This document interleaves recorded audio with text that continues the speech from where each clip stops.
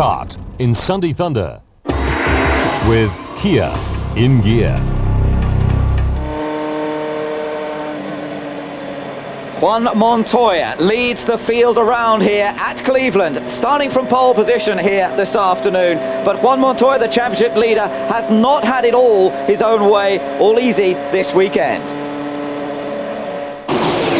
The rookie is always close to the limit. On Friday morning he overstepped it, collecting the wall in turn 8. But Montoya fought back, using every ounce of his talent and every inch of the racetrack. In qualifying yesterday, he earned his 4th pole of the season. There is no opportunity for testing in Cleveland, but Montoya already raced the circuit among his favourites. Yeah, I liked it. I like it. It's very challenging. The most difficult corner is the only one that has a wall, so that's pretty tricky. And I hit it yesterday. I nearly hit it today, but nearly doesn't count, so it's good. So another pole position to add to his tally there for Juan Montoya, number 4 this season. And starting alongside the Colombian will be Gil de Ferran. Gil de Ferran, the winner of last weekend's race, of course, in Portland. A brilliant tactical victory. Can he do it again here in Cleveland? That win was an emotional one last week, and it was 3 years ago that he won here on the airport at Cleveland. He starts on that front row with Montoya. Second row, Michael Andretti and Brian Herter looking for an upturn in form. Row 3, Roberto Moreno, another fine effort by Super Sub, and Patrick Carponche alongside him. Again out-qualifying teammate Greg Moore on row 4, alongside Paul Tracy. Row 5, Maurizio Guterman, and down there in 10th place, Dario Franchitti. He's had a lot of incidents this weekend. Christian Fittipaldi and Adrian Fernandez are on row 6. Row 7, Cristiano De Mata, again the quickest Toyota qualifier, and Alonso Jr. On row 8, Jimmy Vasser and PJ Jones.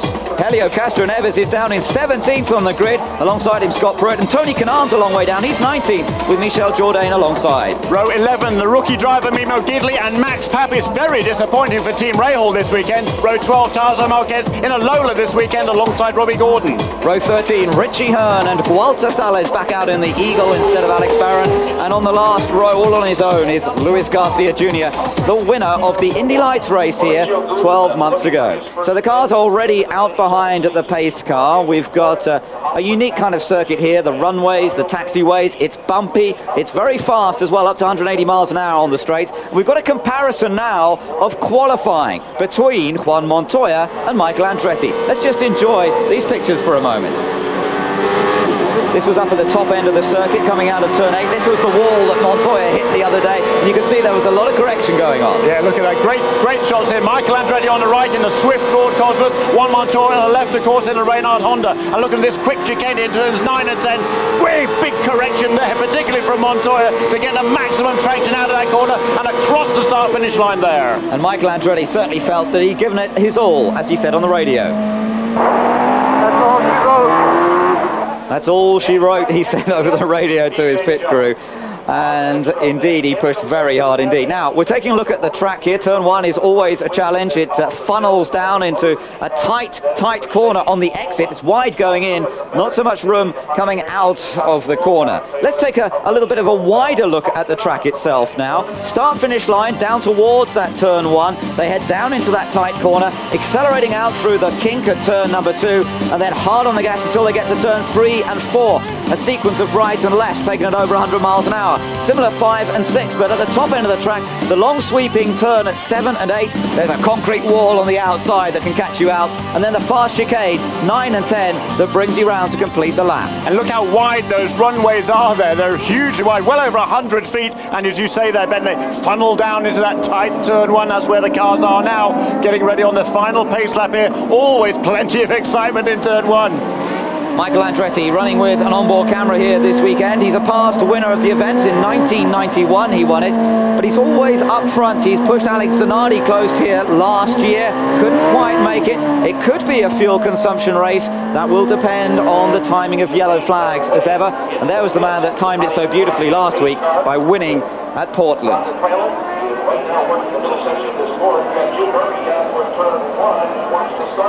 Looking on down the list, Roberto Moreno going through the track. Look at our race analysis. 2.106 mile temporary street course it's called because it's on an airfield. 100 lap race, Montoya on his 4th pole of the year.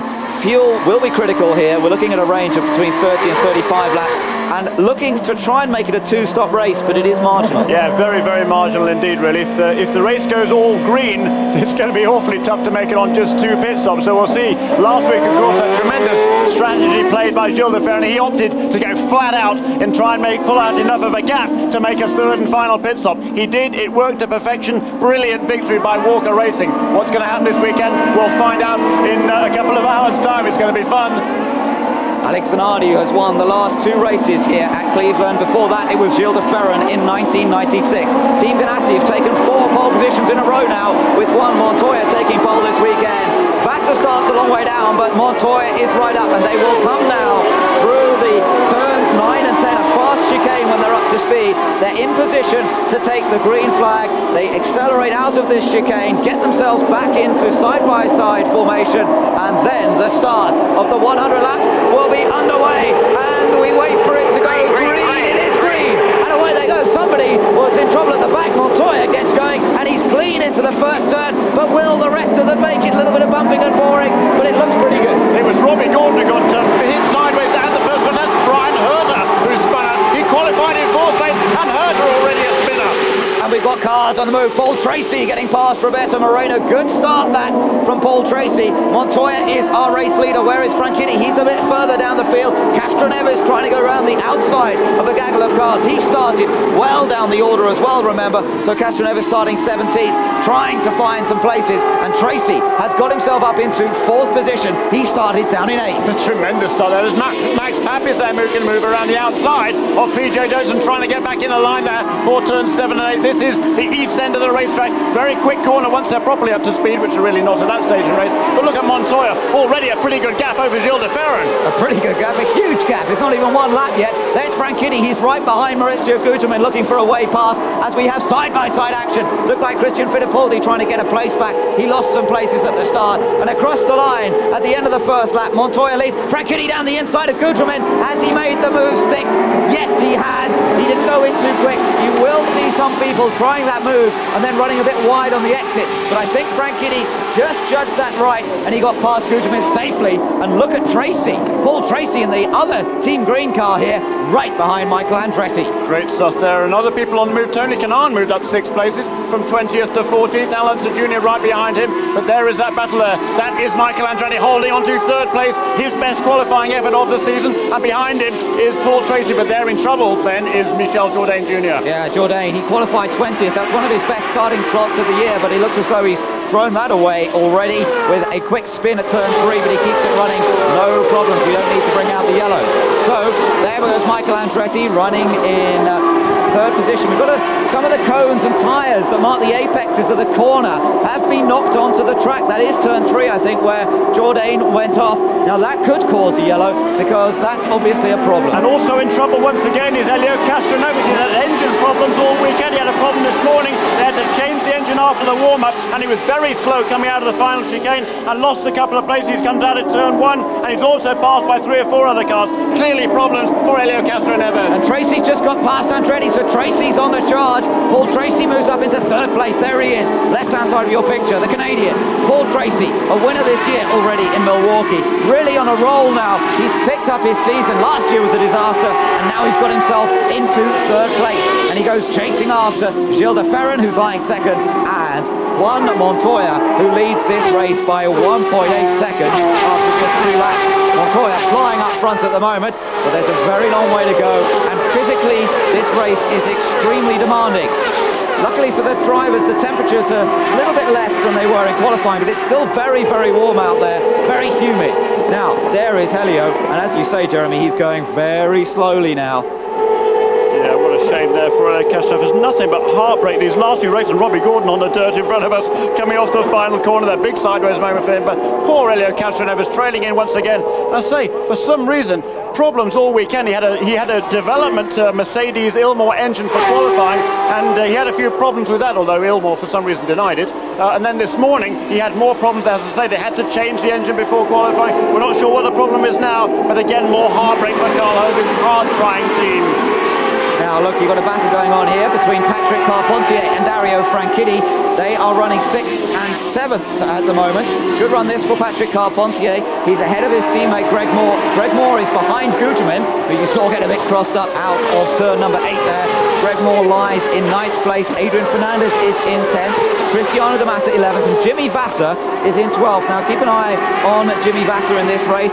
He's always gone well here in Cleveland, particularly in qualifying. Had a bad run in qualifying yesterday, didn't really get any clear running on track, and he may be able to make up some places in this race. We're looking further down the order. Tony Kanaan, Al Unser Jr. down there in 14th place, and then behind them Max Papis and Scott Pruitt, and it does look as though they've got the engine cover off on Castroneves' car. They're looking all around it, but apparently he's reporting it was losing power. Reporting on the radio it was losing power, so that does seem to be the problem once again for the talented Brazilian. Juan Montoya leads after just 4 laps have been completed.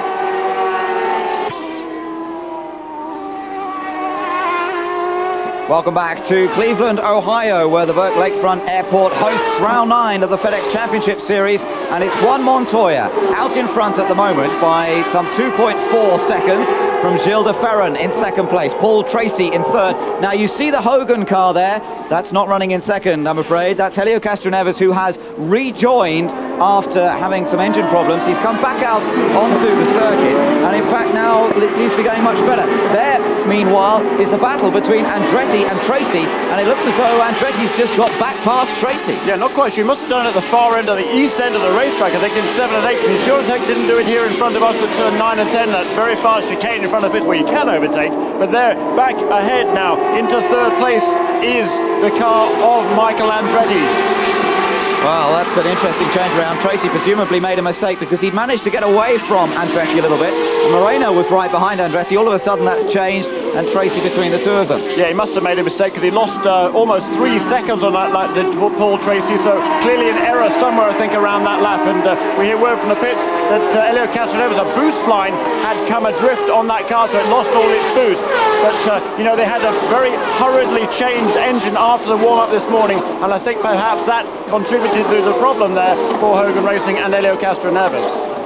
So the rest of the field comes through. There's Andretti, Tracy and Moreno. Now we're hearing that it's possible Tracy overtook Andretti originally when he went past under a yellow, and that's, he's been told that he's got to go back behind Michael and try it all over again, and that's what we've gathered. So that's why Tracy's gone back. He didn't actually make a mistake, he dropped back on purpose to slot in behind Michael Andretti because he'd overtaken under yellow. Now if you do go back and don't take advantage from it, then they will let you stay out there. If you try and take advantage of it, they'll bring you in and give you a stop and go. A heads-up call there by Team Cool Green, and a good move obviously by Paul Tracy to make sure he didn't lose more than one position when he had to let Michael Andretti back past him. There though, in 5th place is Roberto Moreno, super sub they call him. He's standing in still for Mark Blandel, who is injured his neck in a crash at Gateway, well, almost 2 months ago now. The good news is Mark Blandel should be back in the car for the next race. Good news for Mark Blandel, not so good news of course for Roberto Moreno. No, but Roberto taking this last chance and grasping it fully. Of course, he had a great run a few races ago in St. Louis when he finished in 4th position. In fact, he's been in the points every race since he's been subbing for Mark Blundell, so it's a great performance from Moreno, and I'm sure that other teams will have noticed that, and if they have any opportunities arising, then Moreno will live up to his super sub reputation and he'll be back out again soon. But today he has a real opportunity to finish up there in the top 6. He's in 5th position at the moment, very early part of the race. 9 laps have been completed, 91 laps still to go. We're taking a look here at Dario Franchitti, lying 2nd in the championship, 6 points behind Juan Montoya, but yet to win a race this season. Perhaps just feeling the pressure a little bit this weekend, trying very hard indeed, and in fact the car not handling quite to his liking. He said it was very lively over the bumps, back end of the car was all over the place, and I can confirm that by I was watching up at that last corner on Friday in practice, and he was really holding onto the car, but a lot of skill being employed, whereas some of the other cars seem to be riding the bumps that little bit more easily and giving the drivers a slightly easier time. On board now with Juan Montoya, race leader, completely clear track in front of him. What a lovely view that is for him. No back markers to worry about as yet, because we're still in the early part of this race, and he's got to concentrate on just being smooth and not making any mistakes unusual to see an unforced error from him in that Friday morning practice, and it was coming through this corner that he's at now, turn 8, just got it a bit wrong over the bumps here, slammed into the wall on the outside, but since then he's been pretty good and he's kept it all under control. He certainly has, and just brilliant car control he has shown us this weekend. This boy really is a tremendous talent. Just takes the bull by the horns on Friday morning. His 8th lap around this place. He'd never seen it, of course, before. 8th lap, he went to the top of the timing charts in practice session. That was the good news. He crashed later on in the session, but he came back oh so strongly, qualified on the pole, and here he is again now. 4.1 second lead after just 11 laps. Looking back, we saw Michael Andretti go through picture in 3rd place. Then it's Paul Tracy in 4th. Roberto Moreno just keeping an eye on things in 5th place. Patrick Carpentier in 6th. And then Dario Franchitti in 7th. Now, even at this stage, they will be aware of fuel consumption. They won't want to turn up the wick too much. They'll be using a fuel mixture that gives them reasonable performance, but bearing in mind, they want to make this a 2-stop race. So they won't be able to run a full rich mixture. On the other hand, they'll still be pushing very, very hard within the cockpit and getting the maximum from the chassis. Yeah, that's absolutely true, Ben. Certainly in the early stages of the race, they will always turn back the fuel mixture, run a lean mixture. That means, of course, less fuel, more air in the mixture that produces the combustion inside the engine. That produces less horsepower, gets better fuel consumption. If they can stretch out that fuel and give themselves a margin towards the end of the race, of course, everybody has to start this race. There's a tear-off there that Christian Fittipaldi throws off. Everybody starts the race with exactly the same amount of fuel allocated to them. 35 gallons in the car, the remainder, that's 200 miles divided by 1.85 miles in the pit side fuel tank. Management of that fuel, crucial in this kind of a race, and you want to try and give yourself a margin so you can step it up a little bit in the closing stages. That's the goal. That's the goal, but we wait to see what happens. Of course, last time a 3-stop strategy won the race for Gilles de Ferran, but everyone else was trying to do it on 2 stops. Let's see what happens today as the strategies become clear, and they will change as we go through the race. Now, there's a bit of moisture around. There's been reports of moisture down at turn 1. We can see a little bit of water on our commentary box windows, and at the west end of the track there's definitely some reports of rain. Now, that screen, that video that we saw there from on board Christian Fittipaldi didn't show too much moisture, but there are a couple of areas where we're hearing reports of moisture, and as I say, looking out of our commentary box window, which is almost opposite start-finish line, just between start-finish line and the last corner, we are seeing a little bit of water on our commentary box windows. Reports apparently that Michael Andretti has got some problems with his radio communication back to the pits. And as you watch that view, you can just see actually at that end of the track, the cloud very low, and the buildings of downtown Cleveland, which are less than a mile away here, they're really beginning to be blanketed in that low cloud, and there is a great prospect. We're going to see some more rain as we go through this race. Juan Montoya leads, 13 laps complete.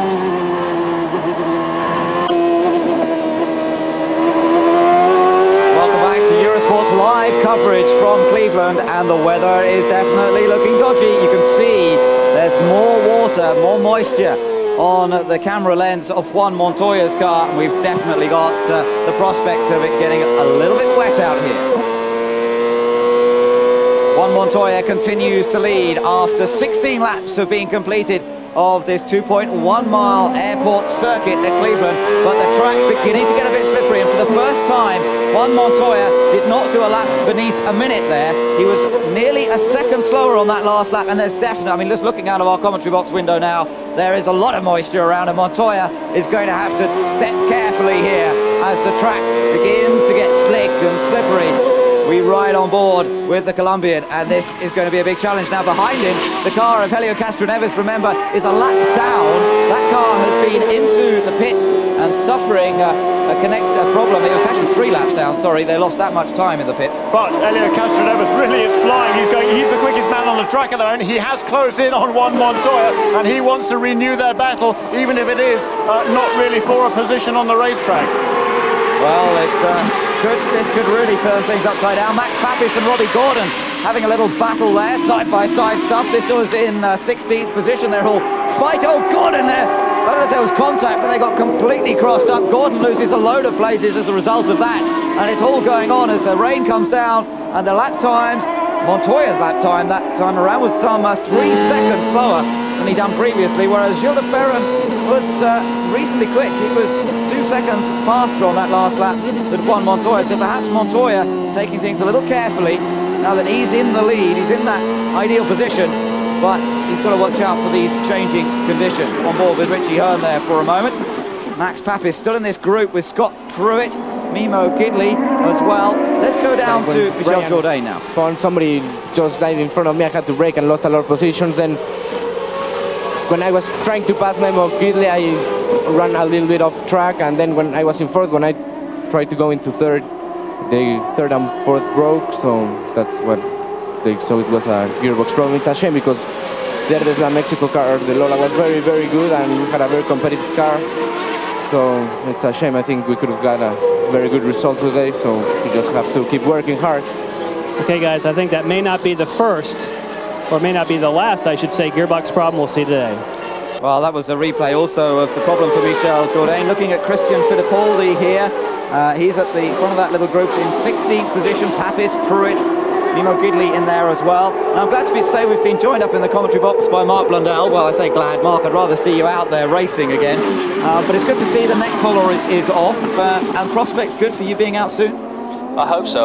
We're going to go to the doctors tomorrow actually and do the x-rays, and I hope this time they're going to give me a green light, and then we can get back on the racetrack.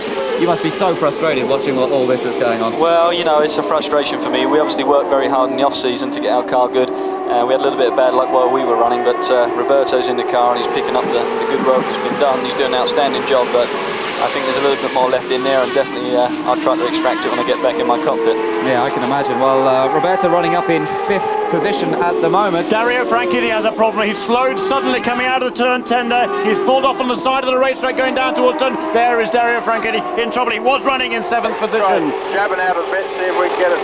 Let's listen to the radio there, which just picking up a bit of the radio communication. Gearbox by the sound of it, said something about being jammed in 5th, and it looks more critical than that, doesn't it? I think the cable snapped. Well, you heard that? Okay, we hear you. Cable snapped, he said. Mark, just explain to us, would that be the actual cable on the gear change itself, probably? More than likely, there's a lot of stress on the gearbox through here. It's incredibly bumpy, this track, and it's taken a lot of load on the box, and it could have just been that the cable snapped off. Stay there, we're going to tie you in. Stay there in the car, we're going to tie you in. Okay. So receiving instructions to stay in the car, and they're going to tow that car back in. Some teams have actually got 2 cables in the cockpit, so they can actually unhook it, hook a new one on, and get back on the road again. All right, well, we'll see if that happens for Dario, but it's been a bad weekend all round for him.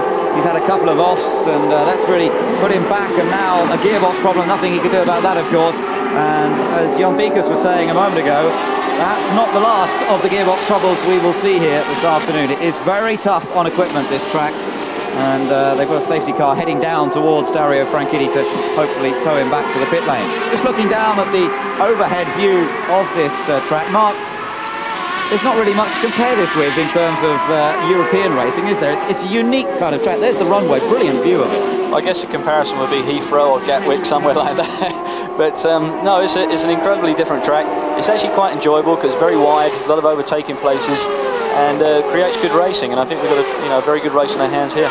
Yeah, particularly with the changing conditions, bit of rain around. Lap times, although, having said that, have come back down again, haven't they, Jeremy? We're now seeing laps in the 59s again. Yes, we're absolutely back to the pace we were before, and certainly no more moisture than there was now on the front screen of our window here in the booth. But it certainly seems to be drying out. There's a helicopter flying around as well. Weather conditions look pretty good at the moment, and as you say, right back up to speed, and a whole bunch of people now down below the 1 minute barrier, whereas before there was only one man below the 1 minute barrier, and that was Juan Montoya.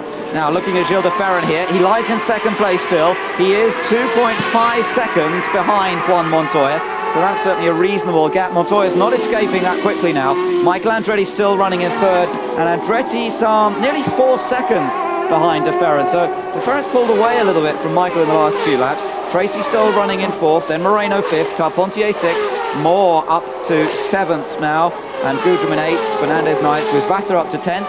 Cristiano de Mata is in 11th, and then Tony Kanaan is in 12th position. You can see, just looking on further down there, Maurizio Gudrum your teammate Mark, running in 8th place. What sort of feedback have you had from Maurizio Roberto this weekend? Are they reasonably happy with the way the car's performing? Yeah, they're very happy. They've got a good balance in the car. The grip's pretty good.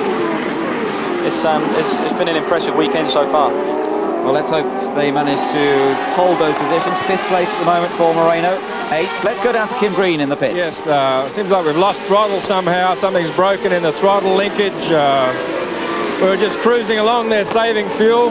Car was great, so we're very disappointed. It's been a tough weekend so far for us at Team Cool Green, but we'll go and get behind Paul's car now. He's running in 3rd, I think, or 4th, and see if we can bring him home a winner. For Dario, we're going to have to wait to Elkhart in 2 weeks. Now, you just mentioned that you were cruising around saving fuel. In other words, had you leaned it out? Was that the strategy for today? Yeah, we let Dario race a little bit at the start to try and gain some spots and then start saving fuel as soon as he could. All right, got to go back upstairs. Helio Castro Neves has a problem. Yes, Helio Castro Neves is stopped by the side of the track, as you can see. And, well, Dario's problem, not a gear change cable, but a throttle cable. Much the same result, of course. He's out of this race, and it's being led by Juan Montoya. Come back to Eurosport's coverage from Cleveland, Ohio. And Juan Montoya leading here by some 2.6 seconds. Montoya's advantage over Gilles de Ferran, with Michael Andretti in 3rd place, Paul Tracy still in 4th, Moreno 5th, Carpentier in 6th. Things have settled down a little bit at the moment in terms of conditions.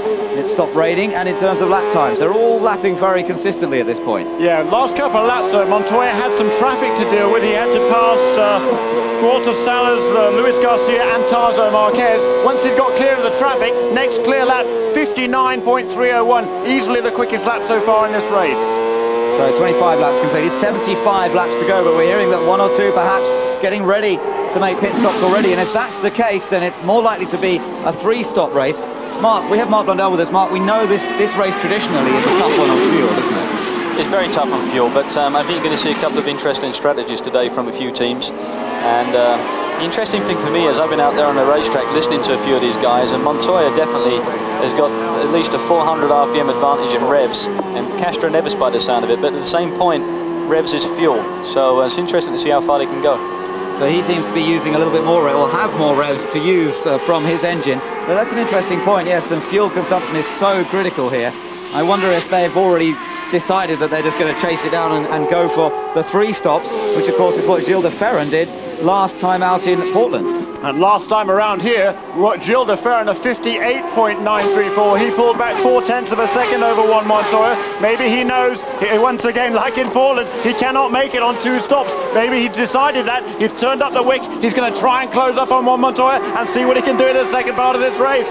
We saw Helio Castro Neves stop by the side of the road a little while ago. It is a throttle-related problem, we're being told, that has caused his retirement, so it is the end of the day for the Brazilian. Meanwhile, we've seen a pit stop already. Richie Hearn was in just a moment ago, not running very well off in the overall order of things, 21st at the moment.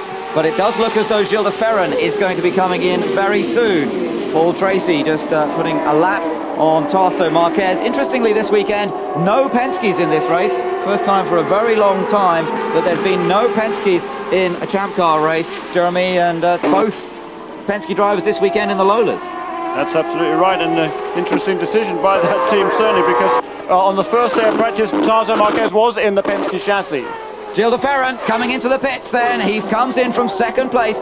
27 laps have been completed here, and no full course yellows so far. If this is the sort of pace they're going to run, they are going to need to do 3 stops. Now, on the 50-mile-an-hour limit, that new 50-mile-an-hour limit that's been in for a couple of races, down towards his pit box.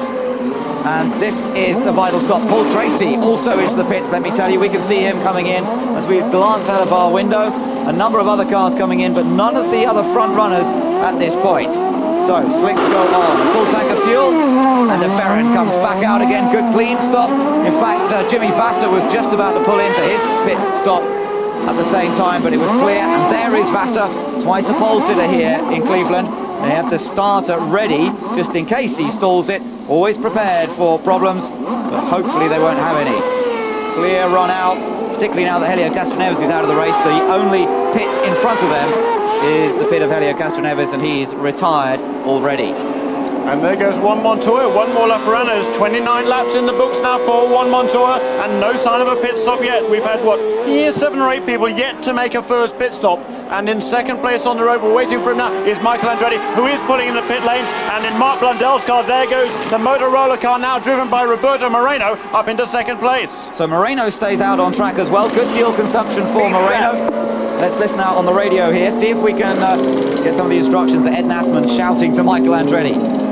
Remember, he stalled it a couple of times in the pits this year.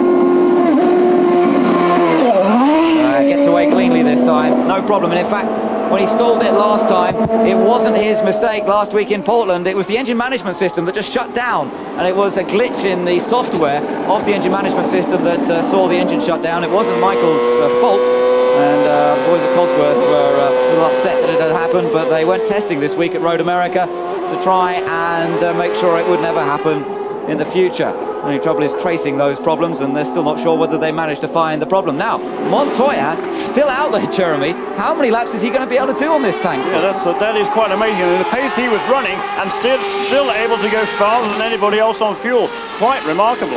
Yeah, brilliant stuff. And if he can keep up this sort of pace and presumably the same economy, then he is going to be in tremendous shape here this afternoon, just getting in amongst the slower cars. Both Forsyth cars in at the same time.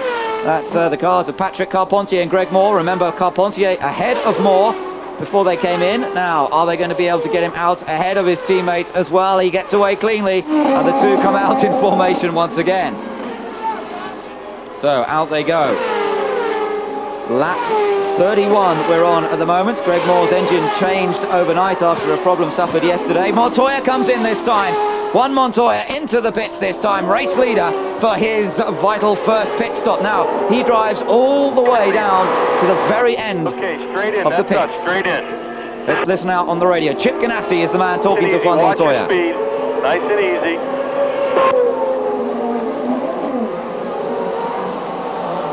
Okay, zero the fuel. Turn the limiter off. All the instructions coming through. Tires are on. You ready? Go, go, go. Beautiful stop from the Ganassi team. They've shown over so many years how brilliant they are in their pit work, and once again Montoya stopping it on the button. No mistakes from him, didn't stall it. Watch this pit lane exit. This can be a bit tricky sometimes because they join in a funny angle into turn one, but there's nobody around to worry him, so he comes out of the pits. And Michael Andretti is back in the pit lane again, Ben. Sorry to interrupt you there. Michael Andretti, he's already made a pit stop. He's back onto pit lane, and there's some more precipitation here, just a little bit at least. Well, quite a lot, I think, actually. We've got umbrellas up all in the grandstand in front of us. It is beginning to rain hard, but what's happened to Michael Andretti? It was a drive-through by the looks of things. A drive-through penalty, perhaps? Could be. Maybe, he either exceeded the speed lane, the pit lane, the speed limit, which is 50 miles an hour, or he may have run over a little piece of equipment, perhaps an air hose or something like that. And if you do that, it's an automatic penalty. Race leader now, Roberto Moreno. Well, he was until he made this pit stop. And he's managed to push it all the way to lap 32 before making his pit stop. Now, that's vital, because if he can keep up that sort of performance, he might be able to make it on just 2 stops. That's absolutely true. Tremendous effort there. And in front of him, as he leaves his pit stall, right across from him, out on the racetrack 100 yards away, is the race leader, Juan Montoya. He will retain the lead. In second place still will be Gilles de Ferran, and maybe Moreno might be able to hold on to third ahead of Paul Tracy. Yes, Tracy heading down that straight, but I think Moreno has got out in third place.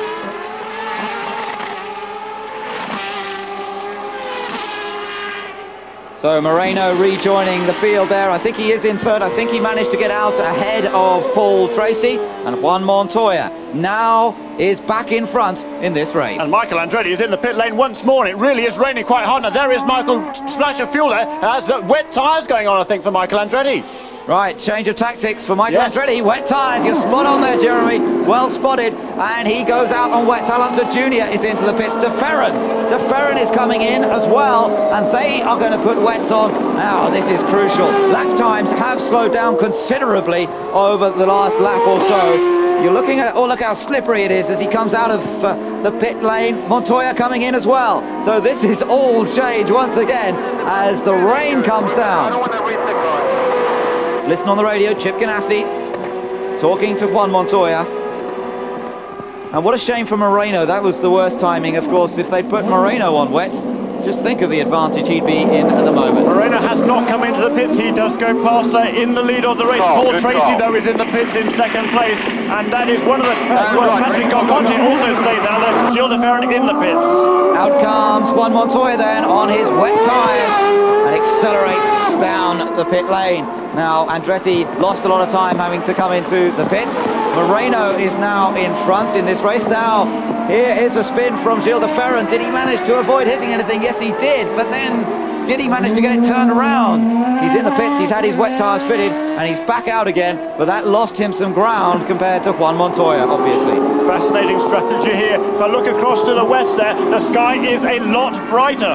And all at the same time, the track will dry. Look, it's pretty wet now. Look at it, very, very wet. But it's pretty humid here. There is a little bit of a breeze, and the track, I think, will dry out fairly quickly. Look at PJ Jones spinning there. He lost that really under braking. That was a slightly strange spin. Only just missed. I'm not sure who that was. It might have been Richie Hearn who just avoided him. Now, here is our race leader, Roberto Moreno, on slicks. He's on slicks in these conditions, and you can see for yourself how difficult that must be. The track is slick on line as well, where they've been laying rubber down all weekend, and Moreno trying to hold on to this guy. He's got Robbie Gordon breathing down his neck as they cross the line this time. Moreno is race leader. Gordon has been lapped, so he's not a challenge for the race leader this race. Meanwhile, Brian Herter comes out of the pits, says, oh, and there's been a big accident there. That's Jimmy Vasser, I think. Yes, one of the Ganassi cars with Tony Kanaan nearer you in the McDonald's car, but one of the Ganassi cars, is it? Oh, and Marquez goes off in the same place.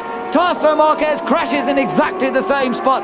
It's on the exit of turn number 8. Look at the rain coming down. These guys on slick tyres. Unbelievably, the yellow flags are not yet out. This is absolutely insane. There's 2 cars in the wall there at the fastest corner on the racetrack, and it's still green flag conditions. That I do not understand. It's Vasser. We have confirmation that it's Vasser. It's not Juan Montoya who's been battling for the lead in this race. It is Jimmy Vasser up there. And just look, still, now it's yellow. Now it is full course yellow at last. Presumably the yellows were being waved up at that corner. Let's see if we can see what happened here. Well, there was somebody... That was Gugelmin. That's the Hollywood car of Mauricio Gugelmin there, who just about got away with it. But those two there, heavily into the tyres. That is Jimmy Vasser and the McDonald's car there of... Poor Tony Kanaan, a heavy hit for both of those two. Look at the rain coming down now. Moreno's been off as well, apparently, and there's Paul Tracy spinning, and there Gilles de Ferran, and he's on wets. Gilles de Ferran's on wets, so shows you how slippery it is now. Now, here's... Oh, Fittipaldi spun in the pit lane. Fittipaldi spun in the pit lane. Well, you know, it's so treacherous. You can see he is on slick tyres still. Absolutely treacherous conditions. It's horrible out there, isn't it? Moreno still hasn't been in for his... wets now. Did he get going again? We heard that Moreno spun out there somewhere. There's Moreno. Look at the water. He's on slick tyres. How he's getting around at all, I have no idea. And these guys just trying to go around at walking pace. It's almost impossible. Almost impossible to get around. Just trickling around. Fittipaldi is having his wet tyres fitted now. The Rainmeister. Fittipaldi, he always goes so well in the rain, but... You're not going to believe this, Ben. Michael Andretti has made 3 pit stops. He's in 4th position. That's amazing. How has he done that? But Montoya's race leader. Montoya's doing everything right. He's got a 14-second lead, or he did have, over Tracy, but now they're under yellow.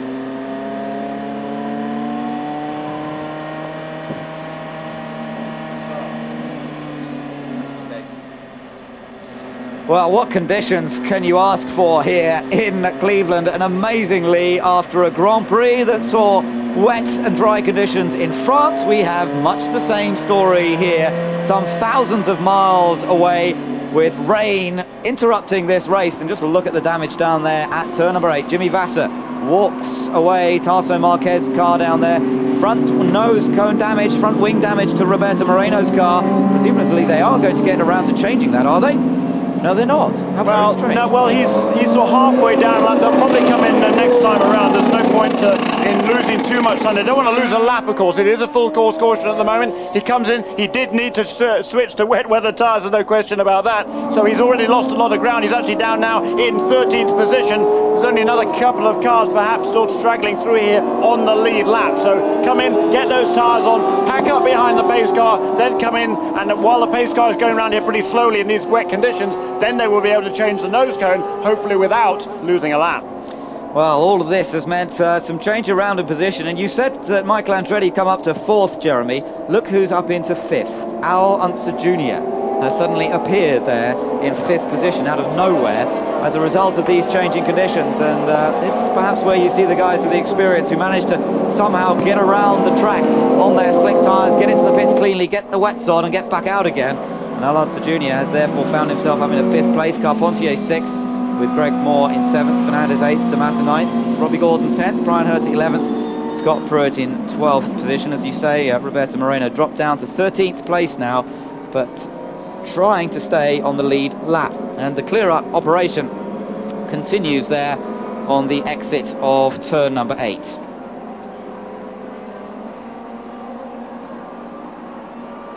Full course yellow here at Cleveland as a result of cars off all over the place, but primarily up at turn number 8 with Tarso Marquez's car, the Penske coloured Lola, the white and red Lola, and then Jimmy Vasor's car up there as well, Tony Kanaan, and that's going to take a few minutes to get cleared up. And that's the view from on board our race leader, Juan Montoya. 36 laps have been completed here. Paul Tracy runs 2nd, Gilles de Ferran in 3rd, Michael Andretti 4th, and Unser Jr. has come all the way up to 5th position as a result of these changing conditions. Carpentier in 6th, and there into the pits and back out again, Max Papis, who's had a struggling weekend. He's got damage to his front wing as well, and much as Moreno, presumably, he's going to go out, go a lap, come back in again, and have a nose cone change. So it is all happening here in Cleveland at the moment, but for the moment at least we've got a bit of rest as the pace car is out, so we'll take the break. Welcome back to Eurosport's coverage here from a very wet Cleveland. Juan Montoya leads, 37 laps in the books, but it's going to be quite a long yellow still. The clear-up operation going on up at turn 8 where we had several cars off into the tyre barrier. There you are, doing a fine job up there. They've got Tony Kanaan's car up in the air, moving that. Vassar's car's already out the way, I think, so very rapid work going on to try and clear the track so we can get things going. There's the field summary. Montoya ahead of Tracy, De Ferran, Andretti, Little Al, Carpentier, Greg Moore, Fernandez, Robbie Gordon up to 9th, then Herta and Pruitt up to 11th place, Moreno next up in 12th position, then Cristiano D'Amata, PJ Jones, but then we're into cars that are lap or more down, and so perhaps not really going to play such a big part in it here this afternoon. But Michael Andretti, really amazing, as you said earlier, Jeremy, the fact that he had that drive-through penalty and then had to come back into the pits, put the wets on, but he was pretty much the first guy to put the wets on, wasn't he? Yeah, that's true. That's true, and yes, he was. That was on lap 29 and lap 30, I guess, the third of his pit stops, and he sits for a long way back down there. Looking also down into the pits in front of us, Cristiano D'Amata has a problem. He was running well. He was up inside the top 10 again. He was actually running in 9th place in the pit, so and out of the car. That's a shame for Cristiano D'Amata. Yeah, pity there. He's had some good runs, but it doesn't always seem to come together for the young Brazilian. Now, coming into this race, this was the situation with the championship points. Juan Montoya, his advantage 6 points after scoring pole. Franchini's out of this race. De Ferran's still up there, of course, and he got up into 3rd place as a result of his win last week. Greg Moore's running quite well in this race so far. He's in 7th. Adrian Fernandez, Michael Andretti, watch out for him. But of course, Juan Montoya, championship leader and leading this race so far. Further on down the list, we've got Christian Fittipaldi, 7th, Tracy getting up there in the points after a much better mid-season run here. Jimmy Vasser in 10th place, PJ Jones, and then Tony Kanaan in 12th position. So those were the points coming into this race. And we're just going to have to see what happens. It's going to be an extremely unpredictable outcome here this afternoon. It's always unpredictable with champ cars. I don't know what I'm saying really, but I think that the rain throws it up even more into the air, and we'll just have to see what comes back down again. Let's take a look at some of the highlights of the race so far. There's been various incidents already, various people in trouble that we might have expected to be further up the order, and we've got an opportunity to bring you some of the highlights of this race. We're just watching the cars go around behind the pace car. Lots of spray still out there, although it's not raining quite so hard. Now, this is some of the highlights we've seen so far. Gilles de Ferran spinning, PJ Jones had a spin when it was a little bit drier. The rain was just beginning at that point. And then this accident that we've just seen being cleared up, the Jimmy Vasser, Tony Kanaan, and then joining them a few moments later. Now, this was the spin of Fittipaldi, and look at that, that really was walking pace. Yeah, I mean, look at all the water there, just standing water there on slick tyres, just aquaplaned around. He put on the brakes to try and slow it down for the pit stall there, and around she went. Nothing he could do about it, really. Let's hear from Jimmy Visor now. Buffed a pretty good start in the race. It's moving up a bit, and then it started raining down there, and I was going to come in for tires, and we discussed it with the team. They were ready for me, but it was my call to stay out one more lap because the last time through before I came in, it wasn't raining down there anymore where it was before. And I thought, maybe it was just a brief shower. The skies looked a little bit bright, and I thought I'd give it one more reconnaissance lap before I and then it was just really raining. So I decided I'm coming in, and I came into that turn 8 down there, and I was going about 20 miles an hour, and I needed a rudder more than anything. It wouldn't even turn at all, and it's just all flooded and just went straight in the wall. And guys, as I'm sure you can see, it's raining even heavier now. Rick? Maurizio Gugelmin, another one of those people who tried to gamble. Your spotter was saying, I think it's going to dry out a little bit, and you stayed out. Yeah, he did that, but it's very hard to judge when it's a thunderstorm. If you look around, there is some bright spots, and tell you, I think my car just aquaplaned on the floor because I was almost going straight and felt like a hoover on the wall and just sucked my car in, and both suspensions on the left were damaged, and I'm done. I think this thing now is a typhoon. I think they're going to red flag this thing. Not much you can do. You said the only guy who's going to win out there is the pace car. The way it is, I don't think these cars can run. They're very low on the ground, and if you get a lot of water, you had guys spinning on the pit lane, you don't aquaplane with the tires, you aquaplane with the floor of the car, so that's undrivable. Unfortunately, Maurizio Gugelmin out of this. John? Dario Franchitti, another one out, but you were out prior to that with problems, with throttle cable? Yeah, I think the throttle cable snapped. The guy said it was losing throttle angle before the start, so basically the full power was getting less and less, and then it just snapped, let go coming out the last corner, so we cruised to a halt. Very frustrating because this is exactly what we needed this weather. In the wet we've always been quick, and we're looking forward to going to the front. There's a lot of drivers that wish they weren't out there. This guy wish he was. Well, I can understand that. Remember what a great drive he put in Houston last year in torrential weather conditions, but he hasn't got the chance this time. His teammate, though, still running in second place.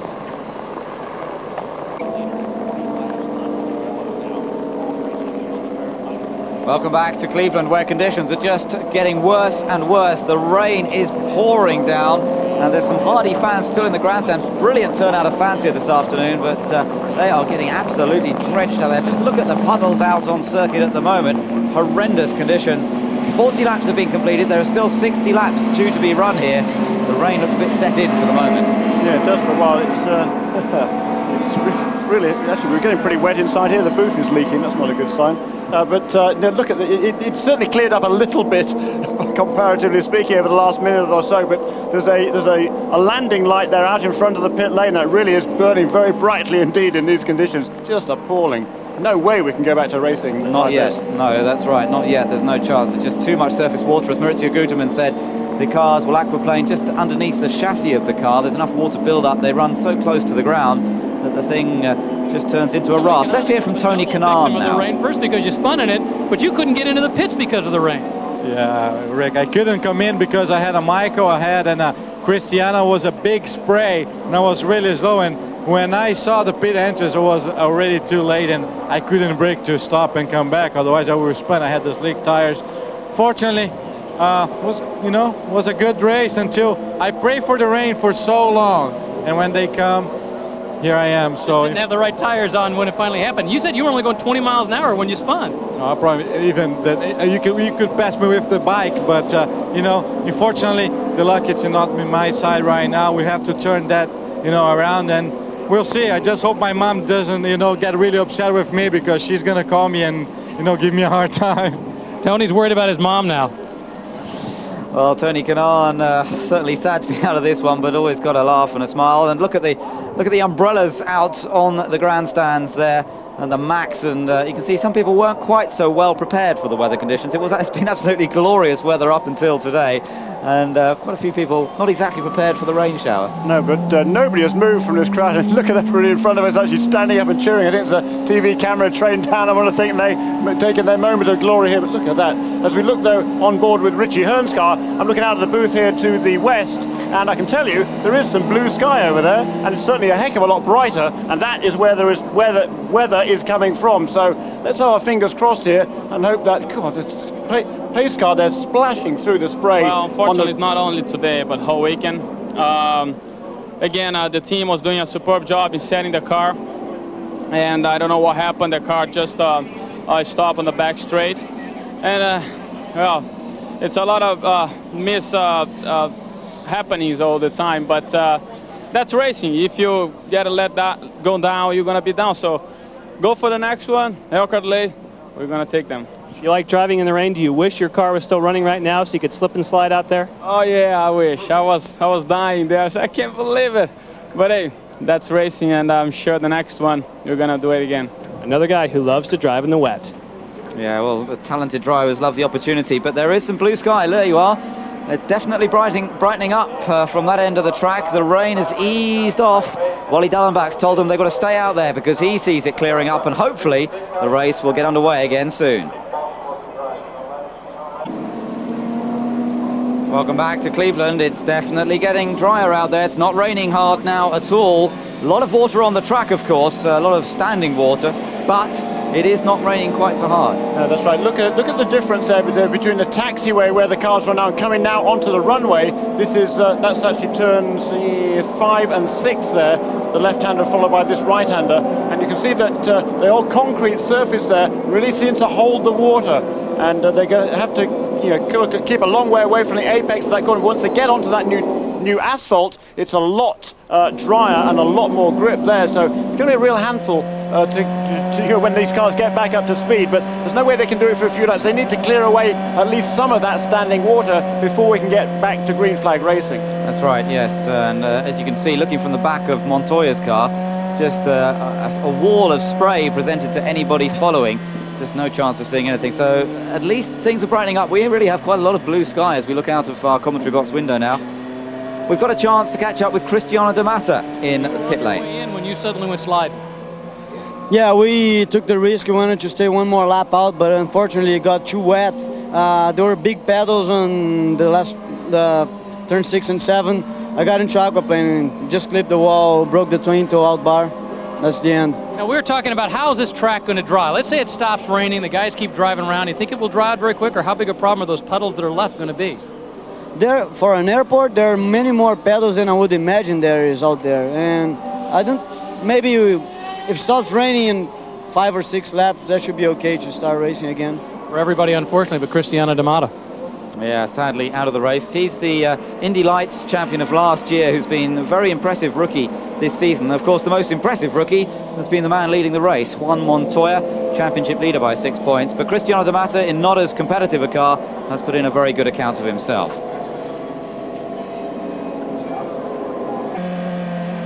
Still very hard to see anything out there once you're in the car. Lots of spray around, but let me tell you, it is so much brighter out here and no rain falling at the moment. So hopefully this race will get underway again soon. And apparently Chief Steward Wally Dallenbach, a former racer himself, who in fact is in his final year as acting as Chief Steward, has been on the radio even to Juan Montoya to get a little bit of opinion from one of the drivers out on circuit as to just how far away they are from getting this race underway again. Now we're just in this little pause that we have in the racing action. Gives us a chance perhaps to just look back over the season a touch. Here, Jeremy, we're just looking back over laps completed. It's an interesting statistic to look at. I mean, of course, in American motorsport, it's always something that's identified with. And Christian Fittipaldi completed more laps than anybody this year. He's completed every single racing lap that we have had this year, so he's really done a good job. The problem is, of course, for him now, he is a lap down. The Rainmeister is a lap down at the moment in 16th place. It's certainly bad news for him, but look at that, Greg Moore there. He's only he failed to complete 1 lap. Juan Montoya only failed to complete 6 laps. And there, poor Castro Neves, he's only completed 926 laps, and when you fall out of races that often, you're not going to get the points. He's been fast at every single race he's had. I think it's 4 fastest laps in the races, but very few points to show for it, and that certainly 16th position in the FedEx Championship Series point standings is not at all indicative of his talent or his pace. Well, it's interesting looking at those statistics, and particularly in terms of Juan Montoya, the rookie who's come into this championship and been so fast. But not only has he been fast, as you saw from those figures, he's completed most of the racing laps. In fact, he's finished every single race. The only race really where he lost much ground was Motegi, where he finished in 13th place when they ran out of fuel there, in spite of battling for the lead. Gateway, he lost a lap or so when he finished in 11th. But that just shows you that Montoya's not only been fast, he's got the car to the end of the races, and that is such an important part of challenging for an overall title. Now, apparently his replies to Wally Dallenbach when he was asked about what the track conditions are like, he's saying the straights are pretty good now. Not much problem on the straights, but that area that you identified earlier, Jeremy, on the taxiways, the turns up there at 3, 4, 5 and 6, that's really the area that's causing concern. Yeah, it is. It's just sort of collecting there in the sort of pockets between the runways and the taxiways, and particularly on the apexes of the corners where the grass there runs up, butts against the concrete or the asphalt, depending on which part of the racetrack it is. And it's there that the water has collected, and that is still the problem for these drivers. But you know, as far as I'm concerned, they know where the problem areas are by now. It is drying out all the time. I see no reason why we shouldn't get started again in a lap or two, really. No, that's right. I think we should be able to. Look at winners from pole here. It's happened quite often in the past at this racetrack. Not every time, but quite often. Danny Sullivan did it, Emerson Fittipaldi. There was a run of wins from pole there in the early 90s. Paul Tracy did it in 93, Alan Jr. in 94, and Alex Zanardi did it in 1997, although interestingly that 1997 result doesn't really tell you the full story, because Alex Zanardi might have started from pole, but he actually went down a whole lap, didn't he? It was an amazing run, that one. Yeah, so he was up and down the lap charts like a yo-yo, that race. He had a stop-and-go penalty, I think, and all sorts of disasters and delays and what have you, and he just charged back, and, you know, it was a brilliant drive. You know, luck played in his favour that day. The fuel strategy was such that he was able to go flat out where some of the others were having to cruise, and that really wasn't by design. That was simply because of the other unscheduled pit stops he'd had along the way. But certainly tremendous performance that was by Alex Zanardi. Well, we're going to just keep an eye on things at the moment. Juan Montoya just cruising around behind that pace car.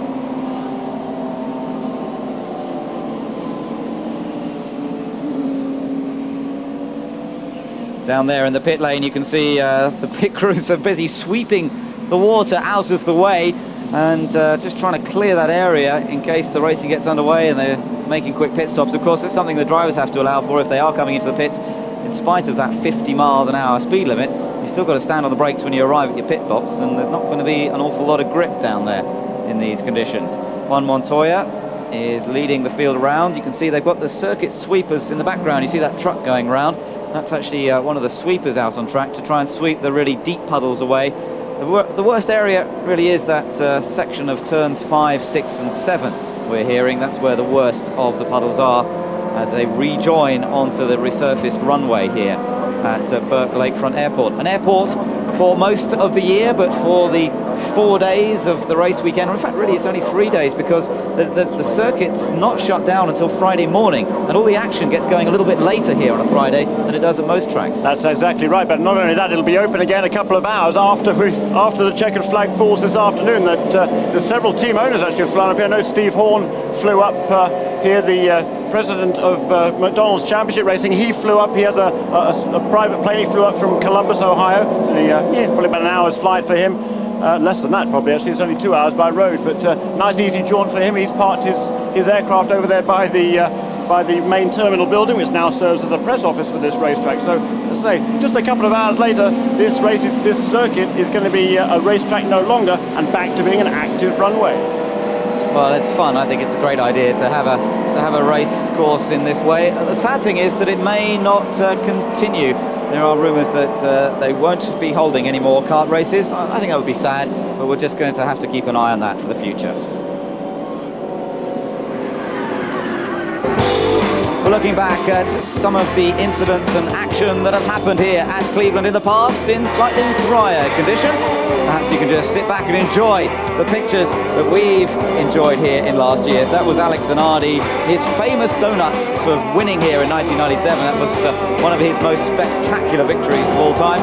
Gilles de Ferran was a winner at this racetrack. In fact, he nearly won it in his rookie year, but sadly he tangled with Scott Pruitt towards the end of the race, and that was the end of the day for him. And Michael Andretti has always seemed to run well here. first 3 years that Gilles de Ferran came to this racetrack, he actually led most laps in the event. So he really did take to this track very quickly indeed, and he's done well again this weekend. He, of course, one of the few drivers that is on Goodyear tyres, although having said that, he is running now in 3rd place. Unser Jr. is in 5th place, also on Goodyear tyres. Yeah, so an interesting chance to see how the wets get on. Max Papis has just come into the pits, interestingly enough. Interesting time to come into the pits. Looking at the recap of the race here, Montoya has been leading for most of it. There have been 2 leaders, 4 changes of lead, really through the pit stops more than anything else, though, those changes of lead. And out, we've seen a number of cars mainly crashing out. The Mata, Guterman, Canaan, Visor, Marquez. Franchitti went out with throttle cable failure. Castroneves with some throttle-related problem as well. Michel Jourdain went out with gearbox problems very early on in the race. Max Papis has been out, and he rejoins the fray. Yeah, absolutely. He was last in the field, actually. He's 19th, if you can believe it. 2 laps behind the race leaders. Just an appalling weekend for Max Papis, and absolutely no point in not coming into the pits. You might as well come in, top up with fuel, and hope that perhaps the cautions will fall his way, and that he will be able to make his next stop under yellow. Perhaps everybody else have to stop under green. Perhaps he can gain at least one of those laps back. But tall order, but absolutely nothing to lose. So good strategy from Team Rahal. Yes, as you say, nothing to lose. Had a horrible weekend so far, Max Papis. Let's just hope things get a little bit better. Just looking at the field go through the turn number 6 area there, and let's just quickly remind you what the situation is. Hopefully we're not far away from a restart here. It really does look as though the track's in reasonable condition, and let's just run through the order. It's Juan Montoya who leads. Paul Tracy is in 2nd position. Gilles de Ferran is in 3rd. Michael Andretti 4th. Al Unser Jr. is in 5th. Then it's Patrick Carpentier 6th, ahead of teammate Greg Moore. Adrian Fernandez is in 8th. Robbie Gordon 9th. Brian Herter 10th. Scott Pruitt 11th. Roberto Moreno in 12th. And then PJ Jones 13th, ahead of Mimo Gidley, Richie Hearn, Christian Fittipaldi. Walter Salas is down there, then Luis Garcia Jr., Max Papis, and that's it. The rest of the cars all out of this race, so that means that we have 19 cars out of the 27 that started. We're hearing that it will indeed be very soon that we get the restart underway. I think that's good news. I think we're just about ready now. The track is drying out pretty quickly. There is Paul Tracy in 2nd place. Ahead of him on the racetrack, however, are 3 lapped cars between himself and the race leader, Juan Montoya. Directly behind Montoya is PJ Jones, then Luis Garcia, who is 2 laps down, and also Mimo Gidley, who is 1 lap down. There is Gilles de Ferran in 3rd place. He is directly behind Paul Tracy and running in 3rd place on this racetrack, but 6th on the road. And that, if you can spot it through all the rain and murk on the screen, is Michael Andretti running in 4th position, and he'll be fairly happy to get this race underway again. I think a good opportunity still for him. And there's little Al Unser Jr., so 2 of the veterans of the series as they are nowadays, running 4th and 5th on the track, with Richie Hearn. That's a lapped car behind him.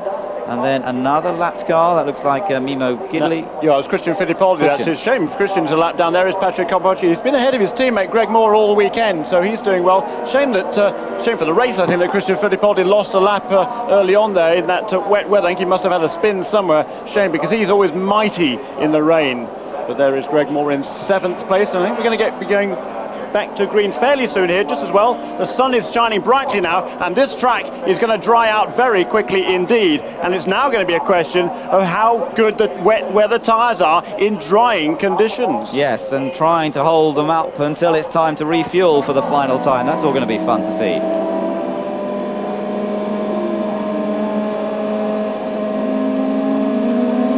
On board with Juan Montoya as we prepare to get going here. And that is going to be the key, Ben. How long can they keep these tyres underneath them? We still have 52 laps to go. I think the most they can really do on a green under green flag conditions is sort of 35. That's when did look at my lap chart here. When did Montoya came in after 31 laps? So not much more than 30 laps can they do under green flag conditions. Chances are, I think, we're probably going to be looking at 2 more pit stops here. There's Unser Jr. in the pits. He's got a problem with his visor, apparently. It's fogging up so badly that they're having to sort something out for Unser Jr. the crash helmet, and the team goes to work. Looks like they've been rehearsing this move as well, of changing the visor. Obviously, visibility is going to be a nightmare even when they do get going here, and they're trying to put a new visor on Al's helmet, but this, of course, has meant he's dropping a whole bunch of places. This is very sad. He'll go to the tail of the lead lap, which will put him in 12th position, I think. Yeah, that's exactly right, 12th place, but even worse than that, of course, it'll put him at the whole tail end of all the train of cars, so he'll have to work his way through a few tail enders as well before he gets back onto terms with the next car ahead of him on the racetrack, which will be Roberto Moreno. So it's all changed again. I tell you what, you need sunglasses looking out the commentary box window now. It's changed completely. Amazing alteration in light and in weather conditions here this afternoon. And let's just hope that we can get things going as fast as possible. I want to see this race rejoined. Of course, we may go to the 2-hour time limit here today. Will that occur? Will that occur on a road course as well? Or will yes, it does occur on all road courses. You're absolutely right, Ben. We've got, what, 48 minutes to go before that happens, and 51 laps remain. Yes, you're right. We're going to have to keep a close eye on the time limit here, because even when they get back to green in these conditions, they're going to be lucky to be doing 1 minute 10-second laps. When they get into a full dry circuit, we're going to be lapping around about 1 minute or a little bit quicker than that. But the strategy in the final portion of this race really is going to be great fun to watch, and we've got a pretty good breeze now blowing off Lake Erie here, and I think with this sun out now, the humidity here is lowered because of that rain shower. It's going to dry out pretty fast indeed. It's going to be slippery, it's going to be difficult, it's going to be tough for these guys, but it's going to be fun for us to watch it. Yeah, I can't wait. I want them to get going. I don't want to sit around anymore. I want to get them out there, but of course it's got to be safe. The pace car is into the pit lane, let me tell you. Good, right. It looks like we're ready to go again, waiting for green flag, and Juan Montoya will lead them out of the chicane now. Watch for some mistakes from somebody or other on this first lap of green on this wet track. It's going to be really hard and visibility tough as well. Montoya leads then. Well, Robbie Gordon goes spinning off on speed there right in front of you. See him at the top of the screen, around like a top he went. You saw him out the window, and then we just caught a glimpse of him on the monitor as well at the same time. He's on the big X there, right in the middle of the grass of the airfield. He's found his spot, and he's desperately trying to get back on track. Juan Montoya, though, has pulled away. A good restart once again from the Colombian, and there we can see it. Still, and PJ's lost it. Now, did they all manage to avoid him? Sure, yeah, there he goes. He goes off backwards. PJ lost it. Now, he wasn't running up front there, but that was a battle for position versus Tracy versus De Ferran, battling for second place, and De Ferran's gone into second place. So a change of place there as Gilles De Ferran moves into second, past Paul Tracy, but can he keep it all together up through turns 7 and 8? Tiptoe stuff up here. And tyres here, Goodyear tyres, of course, on De Ferran's car, Firestones on Paul Tracy's car. Fascinating battle there, but look, there is Juan Montoya, clear track ahead of him, a long gap already, back to Gilles De Ferran up into second place. Yes, but as you say, De Ferran on the Goodyears. Are we going to see there's a slight advantage for the Goodyear users? But Michael Andretti is on Firestones, remember, but he's fighting away past Paul Tracy as they come past us. So Michael Andretti is on a charge as well. Tracy coming back at him. Tracy comes back at Michael Andretti. Great racing here, swapping and changing and back again, and Tracy's gone into that third place again. Good stuff from the two experienced campaigners. Andretti runs wide, looking for some visibility as they go through the kink at turn number 2. Great stuff here, really difficult conditions out there at the moment. It is very, very slippery indeed. And struggling for grip. There's the stall car of PJ Jones. He was off last time around. Just a local yellow there with a bit of luck. There is a safety truck waiting on the inside of that corner to come across. I'm looking out of the booth now, and it's coming across the track to try and tow PJ Jones' car out of the way. That's a good move by the kart officials. Yeah, so hopefully that doesn't affect our racing for the moment. Gilles De Ferran not pulling away from Tracy, but he's made that move stick for the moment. Tracy beginning to come back at him a little bit, perhaps just taking it steady on that first lap after the restart, not wanting to take any risks. And Gilles De Ferran heads down towards turns 9 and 10, this fast chicane, but treading so carefully now, and on board with Michael. Now then, let's just watch this for a moment. Let's just see him working at the steering and see how you try to put down nearly 900 horsepower on a wet, slippery track like they find themselves on here, right behind Paul Tracy at the moment.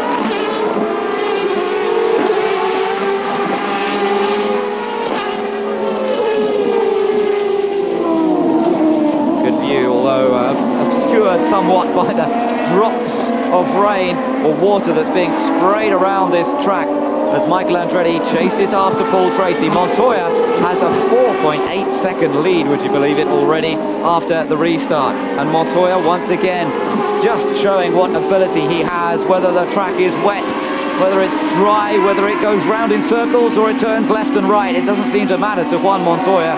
He is just showing that he is a brilliant talent for not just the future, but for right now. And Montoya lapping consistently. 1 minute 14.2 last time around was 0.4 of a second faster than Gilles de Ferran. Yeah, there was a yellow flag out there because of that stalled car of PJ Jones last lap, but now that car is out of the way. It is a clear track now. The sun is beating down. It is drying pretty quickly, and we'll see as he flashes across the line this time. 1 minute 13.9 for Juan Montoya. But de Ferran a bit quicker this lap. 13.4 for de Ferran. So the gap stays at just over 4 seconds between first and second. Greg Moore is ahead of Patrick Carpentier there, you can see. So it's been the other way around most of this race. As the track dries out, use your slots at your discretion. And you tell us when you want dry tires. So, and there's communication, in fact, with Patrick Carpentier. Talking to him about, you must tell us when you want to put the slicks on. Lap times at the moment, 1 minute 13, and a spin for Fittipaldi. Christian Fittipaldi's lost it. And that's unfortunate. He usually goes so well in the rain, and I think he stalled it as well. He's waving for the marshals to help him, but of course they're not allowed to. It's only the safety cars that are allowed to come and help the cars and get them going again. He has spun at the exit of turn 4, exactly the same place that PJ Jones went around in an identical car, or identical combinations. At least that is a Swift, Ford Cosworth and Firestone tyres. And the safety truck, let me tell you, the safety truck is out there to attend to Christian Fittipaldi. Good, so again, no full course yellow as a result of that spin. Across the line goes Montoya again, and that is his 54th lap in the book.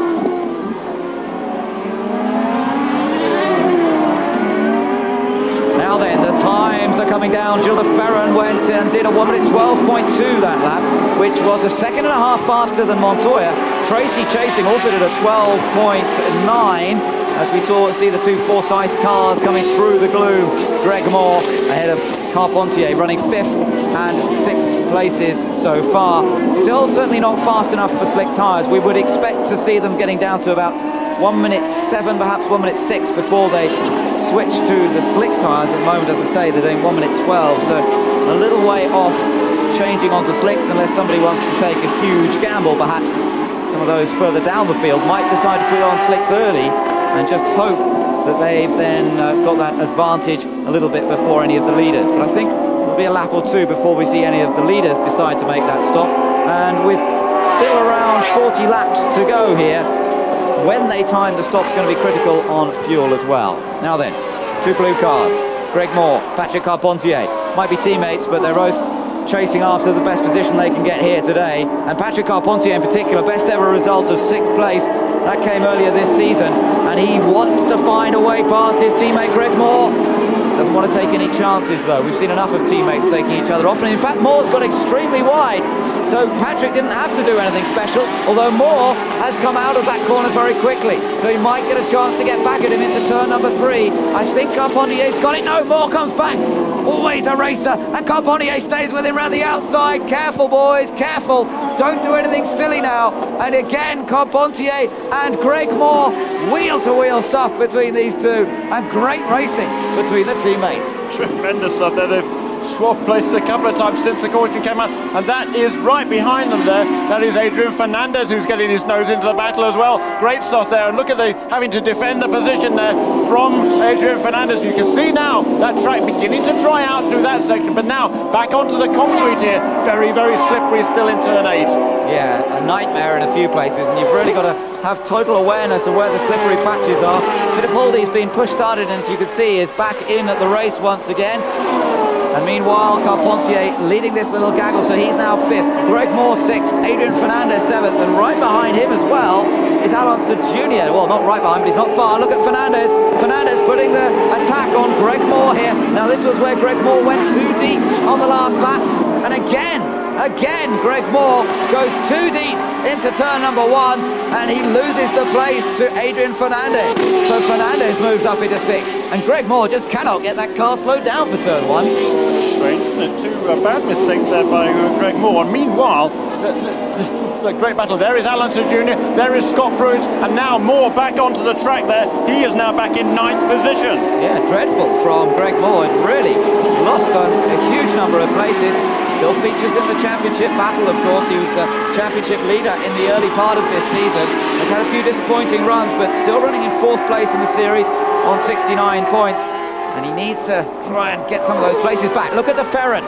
Look how close Gilles de Ferran is to the back of Juan Montoya. Now then, this is really building up beautifully. Juan Montoya leading this race basically from the start. Had to lift off a bit there through the chicane. Now that might give Gilles de Ferran an opportunity down into turn number 1. He goes down the inside. He goes for the move. Montoya sensibly doesn't try and battle it too hard. And Montoya sliding around as he tries to grab the next gear. Too much wheel spin. And Gilles de Ferran's taken the lead. Tremendous move there by Gilles de Ferran, and the Goodyear tyres in drying conditions are obviously absolutely magnificent. Gilles de Ferran, he is so pumped up. That wind lock, look at that standing water there on the outside of the corner. His that victory 1 week ago in Portland, it's really given his confidence that boost he needs. He's been quick all weekend, and look at him now. He's trying to put some gap between himself and Juan Montoya. Great stuff. What a tremendous race this is building into, but the track is drying that little bit again, and they will have to put slicks on at some point. And as we saw in the earlier part of this race, Montoya seemed to have the edge on the dry track. You can see his car. Look at the car control. Look at the sliding of Montoya as he tries to stay with de Ferran, but it definitely looks as though de Ferran has a little bit of a grip advantage in these conditions on the Goodyears. Goodyear broke that run of wins from Firestone last weekend in Portland, and now they seem to have a tyre that in these particular conditions does have the edge over the Firestone tyre. The gap at the end of that lap, 2.3 seconds, and he only overtook 1 lap ago. Yeah, that is impressive indeed, and it really is drying out. Look how dry the track is becoming. It is. Behind, there's a battle going on between Tracy and Andretti. There was just under a second between them as they went across the line last time. There are a few cars, also lapped cars in that battle. Unser Jr., look, and Fernandez. Unser's got past Fernandez, but Fernandez got into a big twitch just there.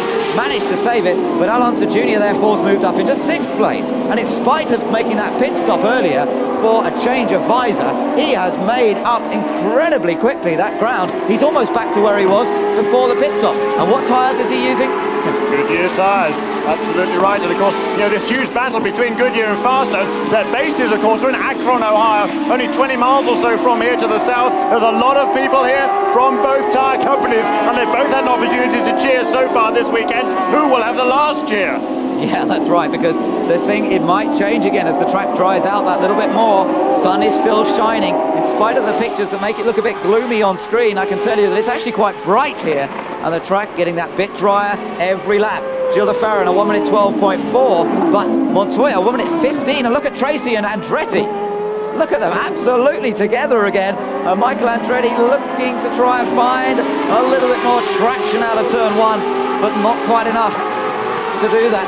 The cars on the Firestones, in fact, if anything, are losing a bit of pace. Montoya's last lap was a 1 minute 15.2. It gives me the idea that the tyres are really going off, and they're looking for puddles already to try and cool those wets down as much as possible. Great stuff, and this battle's continuing nicely. Yeah, it is. It's great stuff. Look at him sliding through there, and Tracy and Andretti very close together there, and behind them is the lap car of PJ Jones. But let me just say also, Roberto Moreno had a little off here in front of the pits in turn 10, went a bit wide onto the grass. He is in 10th place. Well, he's still out there, that's the good thing. He's survived at the moment. Still very wet up there at turn number 8. Robbie Gordon. Yeah. Robbie Gordon's just spun right in front of us, right in front of our commentary box. Gets a huge cheer from the crowd as he rejoins. You're watching Juan Montoya though, and Montoya is coming under increasing pressure from Paul Tracy in 3rd and Michael Andretti in 4th position. What a tremendous race this is turning into.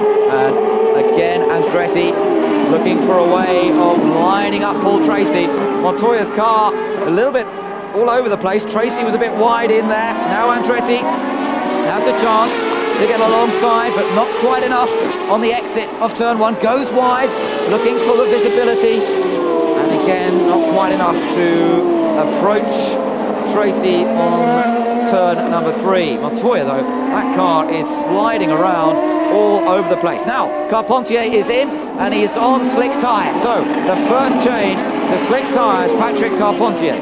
Let's go down to the pits and hear from Derek Walker. Hill will make that call. He can tell what the track conditions are like. We'll watch what everybody else is doing, but right now we're the quickest car on the racetrack, so we're going to sit tight for a minute. How many lap warning do you think does he have to give you?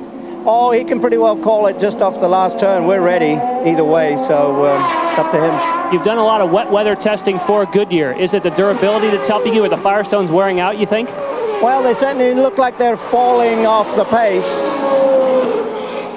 Tracy's gone past Montoya, and he's gone through, and a big cheer from the crowd as they come past our commentary vantage point, and Andretti's going to get a run on Montoya as well. Andretti down the inside of Juan Montoya. Montoya sliding all over the place. He's got no grip at all. You can see that car moving around so much, and surely they've got to get him in and put him on slick tyres on the exit of the corner. Again, he takes the inside line. Andretti takes the wide outside line, and Montoya's got a chance to come back at him, but Andretti shuts the door. Again, good intelligent driving. Montoya skates a little bit wide in the midsection of the track, and Fernandez is in for slicks now. So it is time, and Montoya has been called in for the end of this lap, so we will see him come in at the end of this lap as Fernandez exits safely, and Andretti continues to fight the wheel as he tries to keep control of the Swift chassis.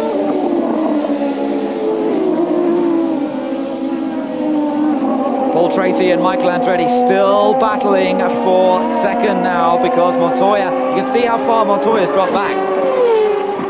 Gilles de Ferran has come into the pits meanwhile. Gilles de Ferran, race leader, has come into the pits. He has chosen this point. He's got a 10-second advantage coming into the pits this time. Now then, a quick change required here, and we heard from Derek Walker that that Gilles de Ferran was making the choice on when to come on for slicks. He's made that choice, and he's in. Now, Montoya is also in the pits. Same time, and away he goes. Montoya into his pit box just as Gilles de Ferran leaves his pit box. So, a quick stop required from the Ganassi team, but what if Paul Tracy and Michael Andretti? They have stayed out. So Tracy and Andretti have stayed out. Montoya comes back out on slicks, and remember, these are not preheated slicks, these are cold slicks, and they are going to be horrible on a wet track like this. So just watch out for cars falling off all over the place as they try to get their tyres up to temperature. Yeah, you know, unlike in Formula 1, of course, tyre heaters are not allowed in the FedEx Championship Series. So they come out there on very, very cold tyres indeed. It's going to be a really tough couple of laps for these guys as they build some heat into those tyres. Now then, are either of these two coming in? It looks as though Tracy's coming in, but Michael stays out. Michael, well, he is going quickly still at the moment. I have to say that he's still going very quickly, and the car looks stable. Looks as though he's looked after the tyres a bit more. Now, Tracy, though, right on the mark now. into Right on the mark. the pits. Let's listen on the radio. Wet in the pit here, a little wet. Now then, let's see if they can get a good clean stop for Paul Tracy. Michael Andretti, race Wheels are leader. done. Oh, Jesus. There's a problem. It's not refueling properly. And you heard the exclamation from Barry Green during that. Couldn't believe it. The fuel wasn't going in properly, so that was a slow stop from Paul Tracy. Meanwhile, in the pits, Christian Fittipaldi, and behind him, Roberto Moreno.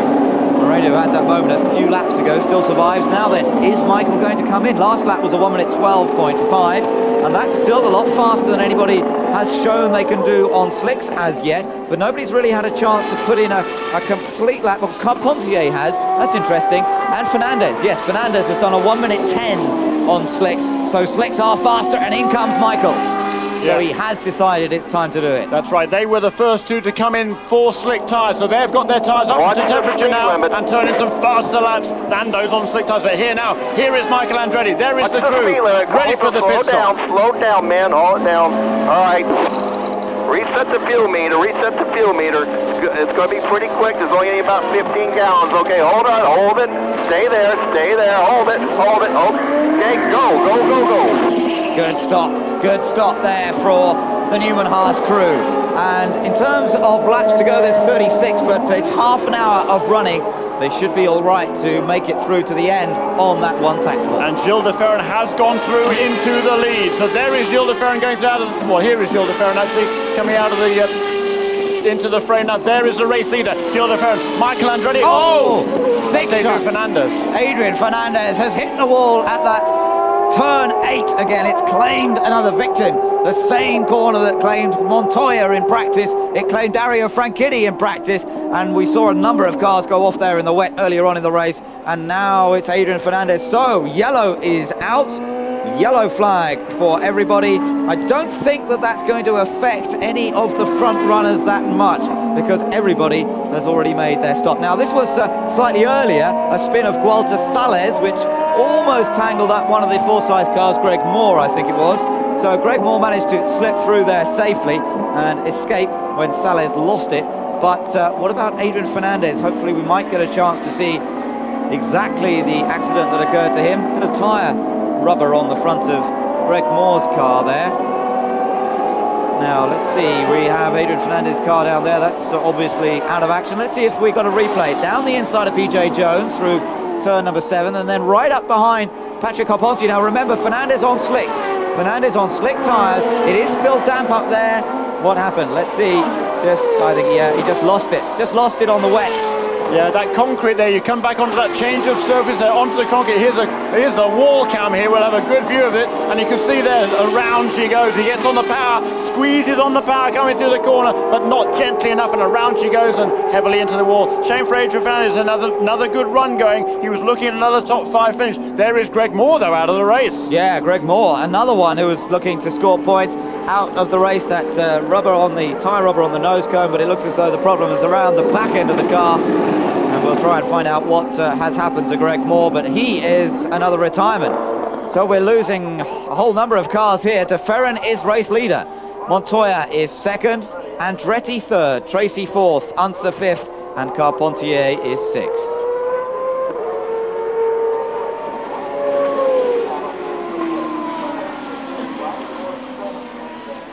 Well, there's Adrian Fernandez being brought back on a golf cart from that turn 8 area. It's a long walk if you walk all the way back down to the pit lane from there, and thankfully he's got a lift, and it's going to take a little while. A bit of tyre wall damage up at that end of the circuit, but what an amazing race we're enjoying here. And of course everybody, all the front runners now are on slick tyres. They have refueled, and this is basically going to be a flat out run now to the checkered flag. It certainly is, and we've had 1 hour 33 minutes of the race, so 27 minutes remaining, 35 laps still to be completed, but we will not be able, I believe, to go the distance in terms of laps completed, so it will become a timed race, 2-hour time limit,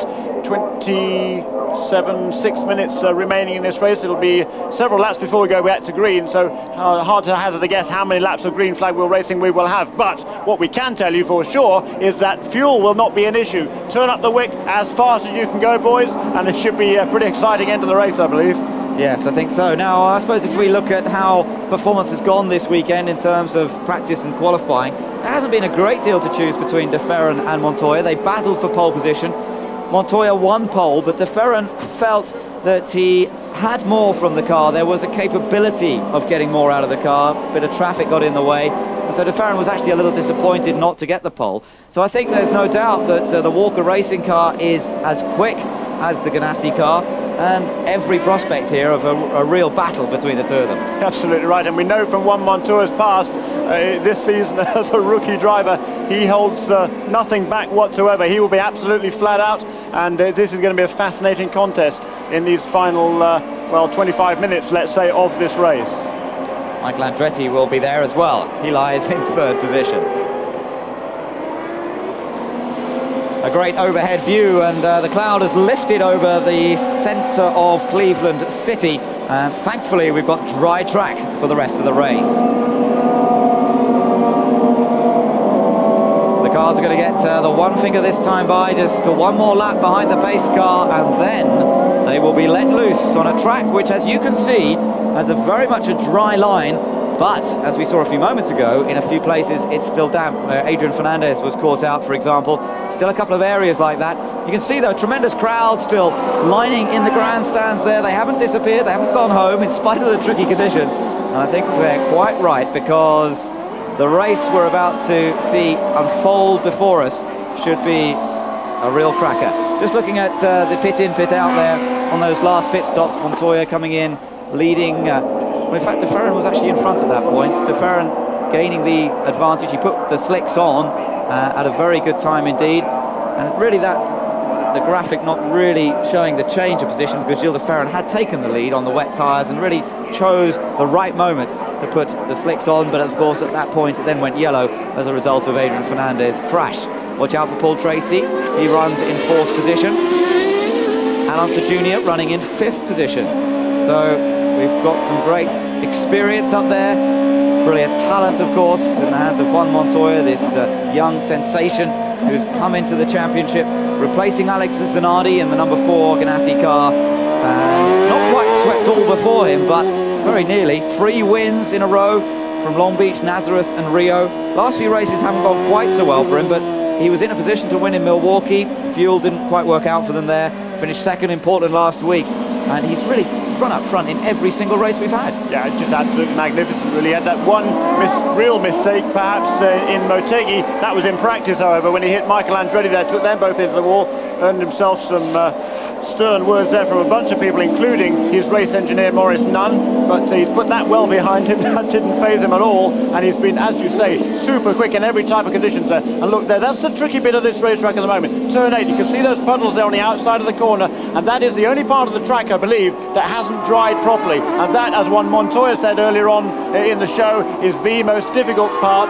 of this racetrack, even when it's dry. Yeah, and it has a wall to hit. Now, here we go.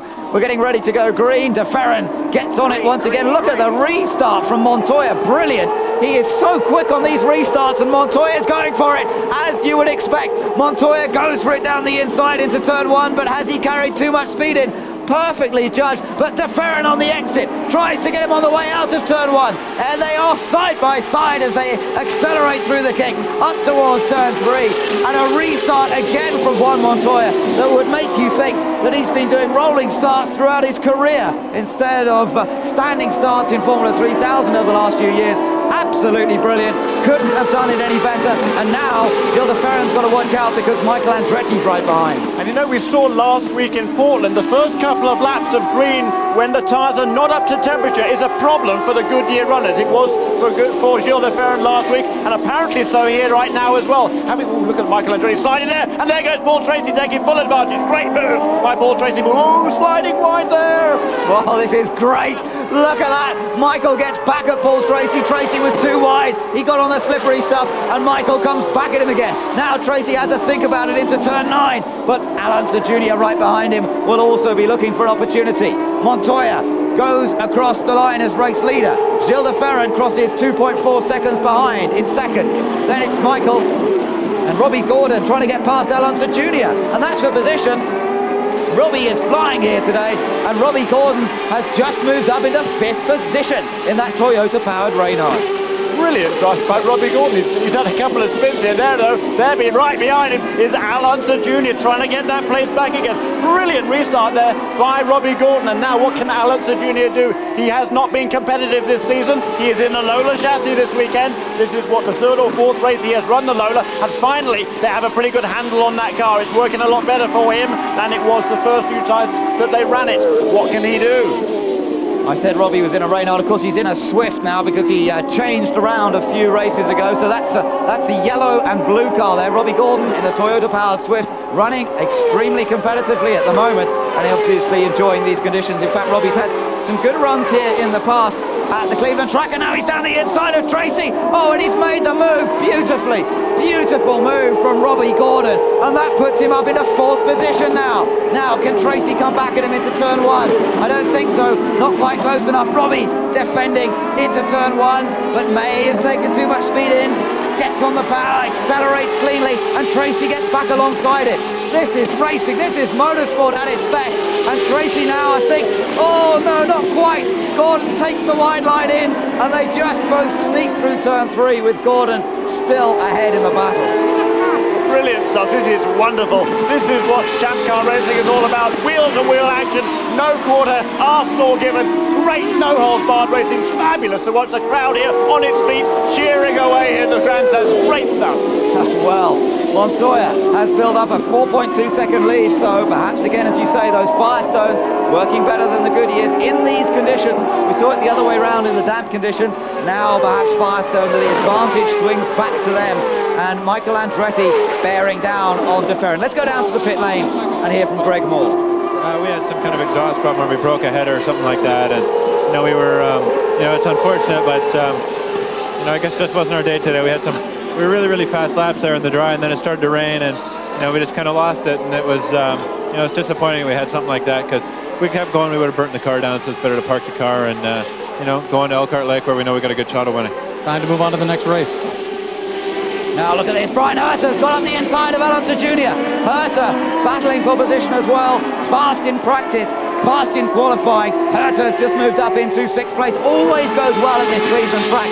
He's never won it, but he's been second here, and he just seems to love the combination of turns and bumps, gets the setup of the car just to his liking, and he's just found his way past Little Al. Started 4th, of course, did Brian Herta, had that spin right at the very start of the race, and really has done nothing up until these last few laps. He was way in midfield there, could not find a way past Mamo Gidley all the way through the first stint of the race, and now he's come alive. Now is when it counts. The nitty-gritty we're getting down to now, 18 minutes to go in this race, and Brian Herta has a sniff at least of a podium finish, maybe. But nobody seems to be able to match Juan Montoya. His last lap, a 1 minute 4.5, and the next best, a 1 minute 5.1, 6/10 of a second faster than anybody else at this point as the leaders come through. And Montoya is just streaking away up front again. It's incredible to watch, but here's Herta. Brian Herta up the inside of Paul Tracy into turn 3, side by side. Oh, almost contact between them. Gets it crossed up, gets it back again. Still side by side as they head up towards turn 5. Herta's got the inside. Tracy will try to go around the outside. Who is going to get in front? Herta just sneaks in front, but Tracy now comes back to the outside. This is fabulous racing, and just what we want to see here at Cleveland. We've seen it before, and we're seeing it to its best here this afternoon as Herta moves into 5th. This is wonderful. This is why we love this sport. Tremendous action there down the field. Might not be for the lead. It was, however, for 5th place at that stage. Robbie Gordon is coming. There he goes, Robbie Gordon. You can see him flash through the picture. There is Brian Herta now, up into 5th position, having made the restart in 8th. Just to tell you, in the dry, the conditions they're in now, those corners that they were side by side at, they're doing virtually 120 miles an hour through those sequence of corners, and yet they were side by side, wheel to wheel, separated by inches. That takes judgment, that takes skill, and it takes bravery too. And Herta and Tracy, brilliant racing on the limit there between the two of them. Tracy finds himself pushed back to 6th position now as Montoya leads. It's De Ferran 2nd, dropping away a bit. Andretti in 3rd. Gordon in a fabulous 4th position. Brilliant drive from Robbie Gordon today. 5th place for Herta now. Tracy in 6th, then Unser in 7th place with Carpentier 8th. Moreno in 9th, and then Mimo Gidley, the new man at Walker Racing, who's come in to join Gilles De Ferran. He replaces the Japanese driver Naoki Hattori. Oh, look at the amount of muck being thrown up there at turn 8. But Mimo Gidley, the new boy, up in 10th place, and that deserves a mention, that's for sure. Yeah, very good drive there by Mimo. He, of course, has a little bit of Formula 3 experience in Europe. He did a race at Donington Park in '95, that was, and really putting that to good use. He loves fast corners, and this track here abounds with fast corners. So Mimo taking advantage of that, doing a good one. He is a lap down, but he is in 10th place ahead of a lot of very accomplished drivers. So good effort for his 2nd Champ Car start.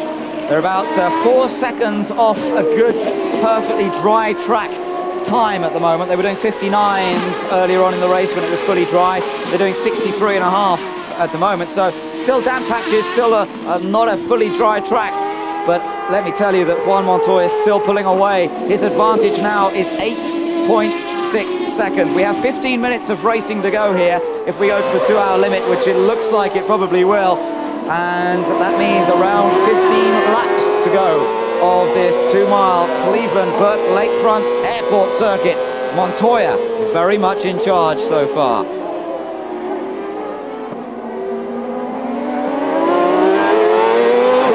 Let's just ride on board, enjoy this Colombian at work at the wheel of his target Chip Ganassi Reynard through turns 3 and 4. You see how the car bucks and weaves over the bumps there as they come off that runway onto the taxiway, really knocking the car about, knocking the drivers about as well. Dario Franchitti said he was going to have to go and see the dentist after this weekend. Well, of course, his race didn't last probably long enough for him to have to do that. But these guys are pushing very, very hard indeed, and still have to be careful over the bumps, particularly on the more slippery sections. There you can see Ferran and Andretti. Still a good battle there between them for second and third places. Slide from Andretti. Robbie Gordon still in fourth, but you can see it's quite a big gap. We can't see him in that shot at the moment.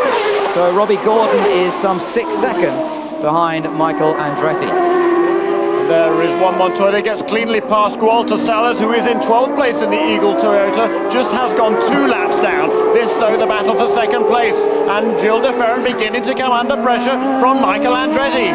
Yes, it's stayed fairly constant over the last few laps, but Michael perhaps now beginning to pick up the pace just a little bit more. Meanwhile, from other battles going on, look at this lot. This is great stuff. Gordon versus Herter, and Gordon now can't seem to match the pace now that the track is drying out, and he can't hold off either of them. Herter, Tracy goes through as well. I wondered for a moment whether Gordon was going to shut the door completely on Tracy, but he didn't, and you can see Gordon's car really does not look so good in these conditions as it did when it was more slippery. Unser Jr. goes through as well, and suddenly, from being a hero, running in 4th position, Robbie Gordon, the 30-year-old who's set up his own team this year, is now dropping back down the order, and the next one to go past him will be Patrick Carpentier. But really did take advantage of those difficult conditions there. Tremendous car control by Robbie Gordon. Now, as the track is drying out, he's still struggling for a proper setup on that car. Plus, perhaps the Toyota doesn't have quite the same horsepower as the other big 3 in this series. They're certainly making good strides, though. But now slipping back down the order, and actually passed there by Patrick Carpentier. But still, a very good run for Robbie Gordon. A 1 minute 2.7 for Juan Montoya last lap around. A 1 minute 2.5 for Gilles de Ferran. So de Ferran matching Montoya on that last lap. But what I want to see now is what sort of times Herter is going to be able to do. Last lap wasn't particularly quick because they were finding a way past Robbie Gordon. But let's keep an eye next time around on the lap times that Brian Herter can achieve. Very fast here in practice throughout the weekend. He's now got some clear space in front of him.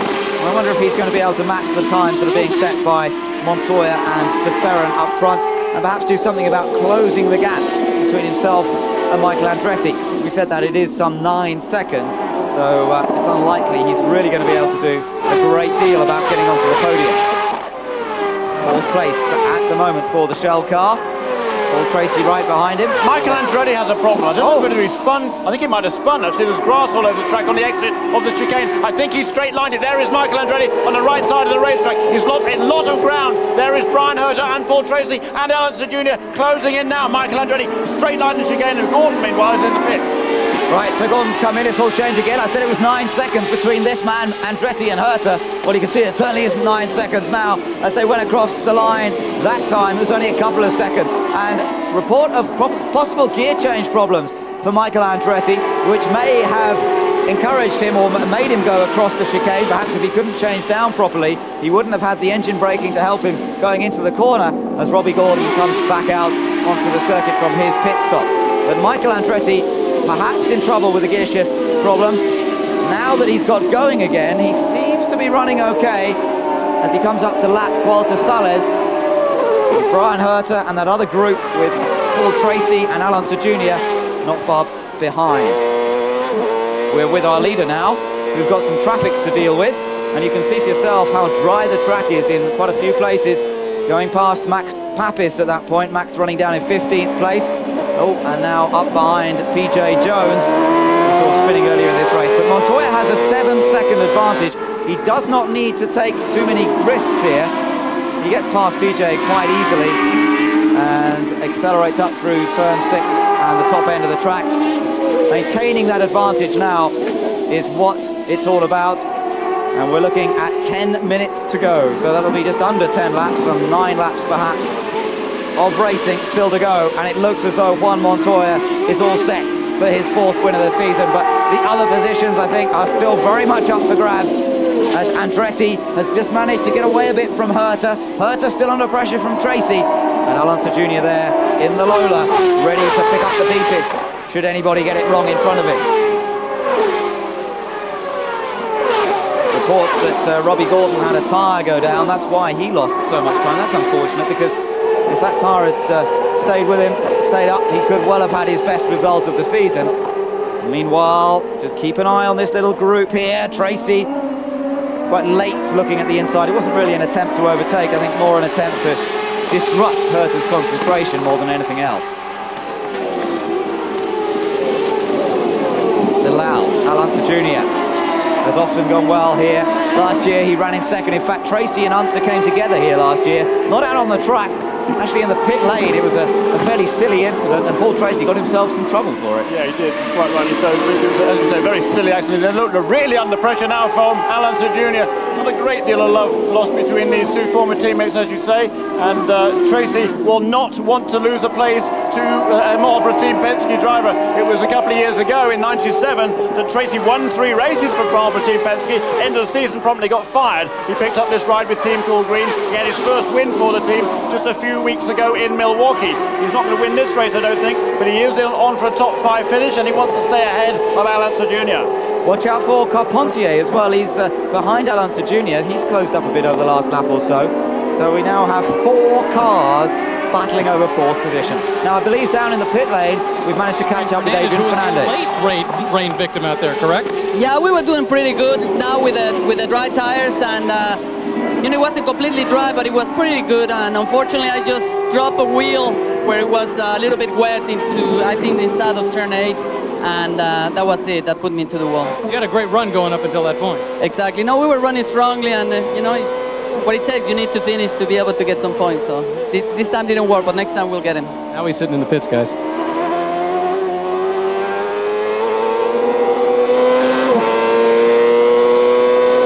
Back with Juan Montoya as he tries to deal with some traffic.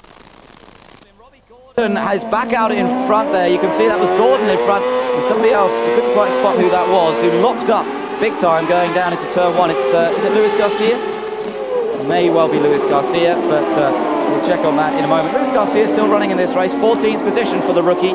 Won the Indy Lights race here last year, but has had virtually no testing in the Champ car, so not doing a bad job just to stay out there, I have to say. That's very true, and there's Juan Montoya. He's had this traffic to deal with, and the gap from himself back to the second place car of Ferran, who has to deal now with that traffic. There is PJ Jones in front of him. The gap, though, has come down for over 8 seconds to less than 4. So I think it's just a question of Montoya having to work his way through the traffic, and as I say, Ferran will now have that same, there you see the gap coming down, and last time around it was less than that. It was 3.7 seconds on lap 82.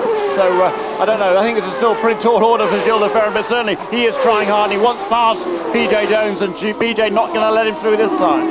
Gilles Ferran seems to be battling with that number 4 Ganassi car a number of times here at Cleveland. Usually it's been Alex Zanardi at the wheel. On this occasion it's Juan Montoya, and Ferran gets down the inside of PJ Jones, no problem. The gap went up again on that last lap because Gilles Ferran caught the traffic, and it's back out to 5.9 seconds. Herta comes through, still hounded by Paul Tracy. Where's Alonso Jr.? Well, he's still there, but he's dropped a few seconds behind these two. Don't quite know what happened on that lap because he was right behind Tracy, but perhaps Alonso Jr. made a mistake somewhere, and that's given Tracy perhaps a bit more opportunity now to put a move on Herta, because when you've got somebody right behind you, you don't want to take too many risks in passing the car ahead in case you lose 2 places. Now perhaps Tracy will have an opportunity to attack Herta a little more. Now we reckon we've got some 5 laps to go until the 2-hour limit, until the checkered flag comes out here at Cleveland. Juan Montoya looking for win number 4. And there he is, crossed the line again. That is 84 laps completed. We look back to see Gilles Ferran crossing the line now, and the gap's gone up again because of this traffic, back up to 7 seconds between Montoya and Ferran, as Michael Andretti goes through in 3rd. There is Brian Herta in 4th place, and still Paul Tracy in 5th behind him. Gonna have to think of something new because he's running out of time to find a way past the shell car of Brian Herta.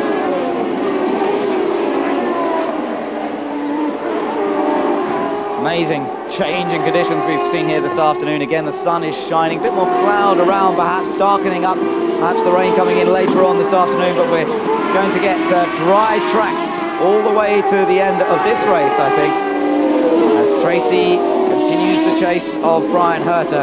In terms of the championship, of course, what we're seeing here today is a major move ahead again for Juan Montoya. His main rival, Dario Franchitti, went out of this race with a throttle cable problem, so that really affected his hopes. Third place in the championship, Gilles de Ferran, well, he's going to stay in touch because he's going to finish in second place here today, and a possibility of going just ahead of Franchitti in the points. And a spin for somebody, try and spot who that was. I think it was somebody further down the order who suffered a spin. No major problems for our leaders, as Robbie Gordon, with a tyre now in good shape, is managing to run virtually the same pace as the race leaders Montoya and de Ferran. Fastest man on circuit at the moment, well, last time around, in fact, it was Unser Jr., believe it or not. Sixth place for him at the moment, but a 1 minute 1.61 on that last lap. Right out to the wall on the exit of turn 8, still using every inch of the space available. But I think Gilles de Ferran is going to have to accept second place on this occasion, up behind the lapped car of Richie Hearn at the moment. That's the red car of Richie Hearn, not the race leader, Juan Montoya. And Richie Hearn having another fairly difficult time, but he's up at the points this time, so that's good news. Richie Hearn in 10th. Robbie Gordon just locking up the right front brake into turn 1. Look at all this. Tracy has got ahead of Herter. Tracy's got ahead of Herter. Unser's in there. Carpentier trying to get past as well. So I don't know where that happened, but somewhere Paul Tracy at last, and now Unser's got past Herter. Yeah, Herter seemed to be slow coming off the final corner here. Not quite sure, maybe he just made a mistake there, but he gets back alongside and inside Unser Jr., but slides wide again, and Unser retakes the position. Yeah, once again you see the crossover there as they go through the right and then the left. If you go into that too quick, then you pay the penalty on the next corner. And Carpentier's there, so is Moreno. Moreno running in 8th place in the Motorola car. He's a feature here in this battle as well. So it's still all changing. We have just over 2 minutes of racing still to go, and they will get the white flag next time by, we're hearing. So we will watch out for that. We're getting towards the end of this race. Tracy has got himself into 4th position. Herter has dropped back a little bit. But what about this man? Juan Montoya, cruising now. He has a 9.6 second advantage. A fantastic drive once again from this young man. Just 23 years old. It's his 9th Champ Car start, and he's heading for his 4th victory. Very nearly 50% record. What an amazing achievement for Juan Montoya. Joining the top team in the series. They've won the championship the last 3 years in a row. But Juan Montoya has been a real find this year, moving from Formula 3000 to Champ Car racing. And what can you say about it? Yeah, what can you say? I mean, everybody knew the guy was going to be fast. Everybody knew he was good. But this good? I don't know. He didn't get the white flag that time round, so we still have, a little bit over 1 minute to go there, so we'll get the right flag next time past. And you have 2 more laps to complete now, Juan Montoya. So there he goes. But he has just been absolutely flawless this weekend, where one crash, I guess, on Friday morning, just trying to find the limit of the car, did that. As he said at the beginning of the show, turn 8, very, very tricky. Yesterday I hit the wall, today I almost hit the wall, but I didn't. And that, as he said, is the important thing. He didn't hit the wall, he hasn't hit anything this afternoon. Flawless drive, great performance, and as you say, wonderfully looking for his 4th victory. 4th win in 9 outings. It is an incredible achievement for this young man, and the battles are still going on behind him. And in fact, there you can see Unser Jr. at the head of this gaggle now, ahead of Brian Herter, Patrick Carpentier. Watch out for Carpentier. He's in 7th place, looking to just gain another place or 2 before the checkered flag comes out. And 6th place is his best ever finish, so he's only just 1 off that at the moment. And the white flag comes out this time. So the last 2 miles for Juan Montoya, and he said after the first day of practice here, he said, I think I found a new favourite racetrack. Well, I think he's going to confirm that here this afternoon. He has driven superbly in all kinds of conditions. Under pressure, he was passed by Gilles de Ferran at one stage when the car wasn't going so well, when the tyres had lost grip. but he didn't panic, he didn't throw it in the wall, he didn't crash into the Ferran, he just kept his cool and waited until it came back to him. And when the track dried out and they put the slicks back on this car, he was right there again. The restart was perfect, he judged it absolutely right, got past Gilles de Ferran on the run to the first corner, made it look all so easy. You wouldn't think that he's only done 9 of these races. And that's the thing that has impressed his race engineer Maurice Nunn more than anything else. I mean, he knows Montoya, he knows his capabilities, but really shines is on the restarts. He gets the most out of the tire right away. And he comes across the line to take his 4th win of the year. And Chip Ganassi talking to him on the radio. What an achievement for Juan Montoya on one of the most demanding tracks of the schedule in some of the most difficult conditions we've seen for several years in Champ Car racing. The concentration was there, he didn't make any mistakes. Montoya the winner, De Ferran 2nd and Andretti in 3rd. Let's take a look at the results then. Behind those 3, Tracy 4th, Alonso Jr. great 5th, Brian Herter in 6th place, then 7th for Patrick Carpentier, ahead of Roberto Moreno. Points again for Moreno every time that he subbed for Blundell. Gordon 9th, Hearn 10th, Mimo Gidley in a fine 11th, and in 12th place with a final point was Christian Fittipaldi. Congratulations to the other finishers. There were so many who didn't quite make it to the end. But for Juan Montoya today, he has come out on top of the pile. Juan Montoya, the star from Cleveland.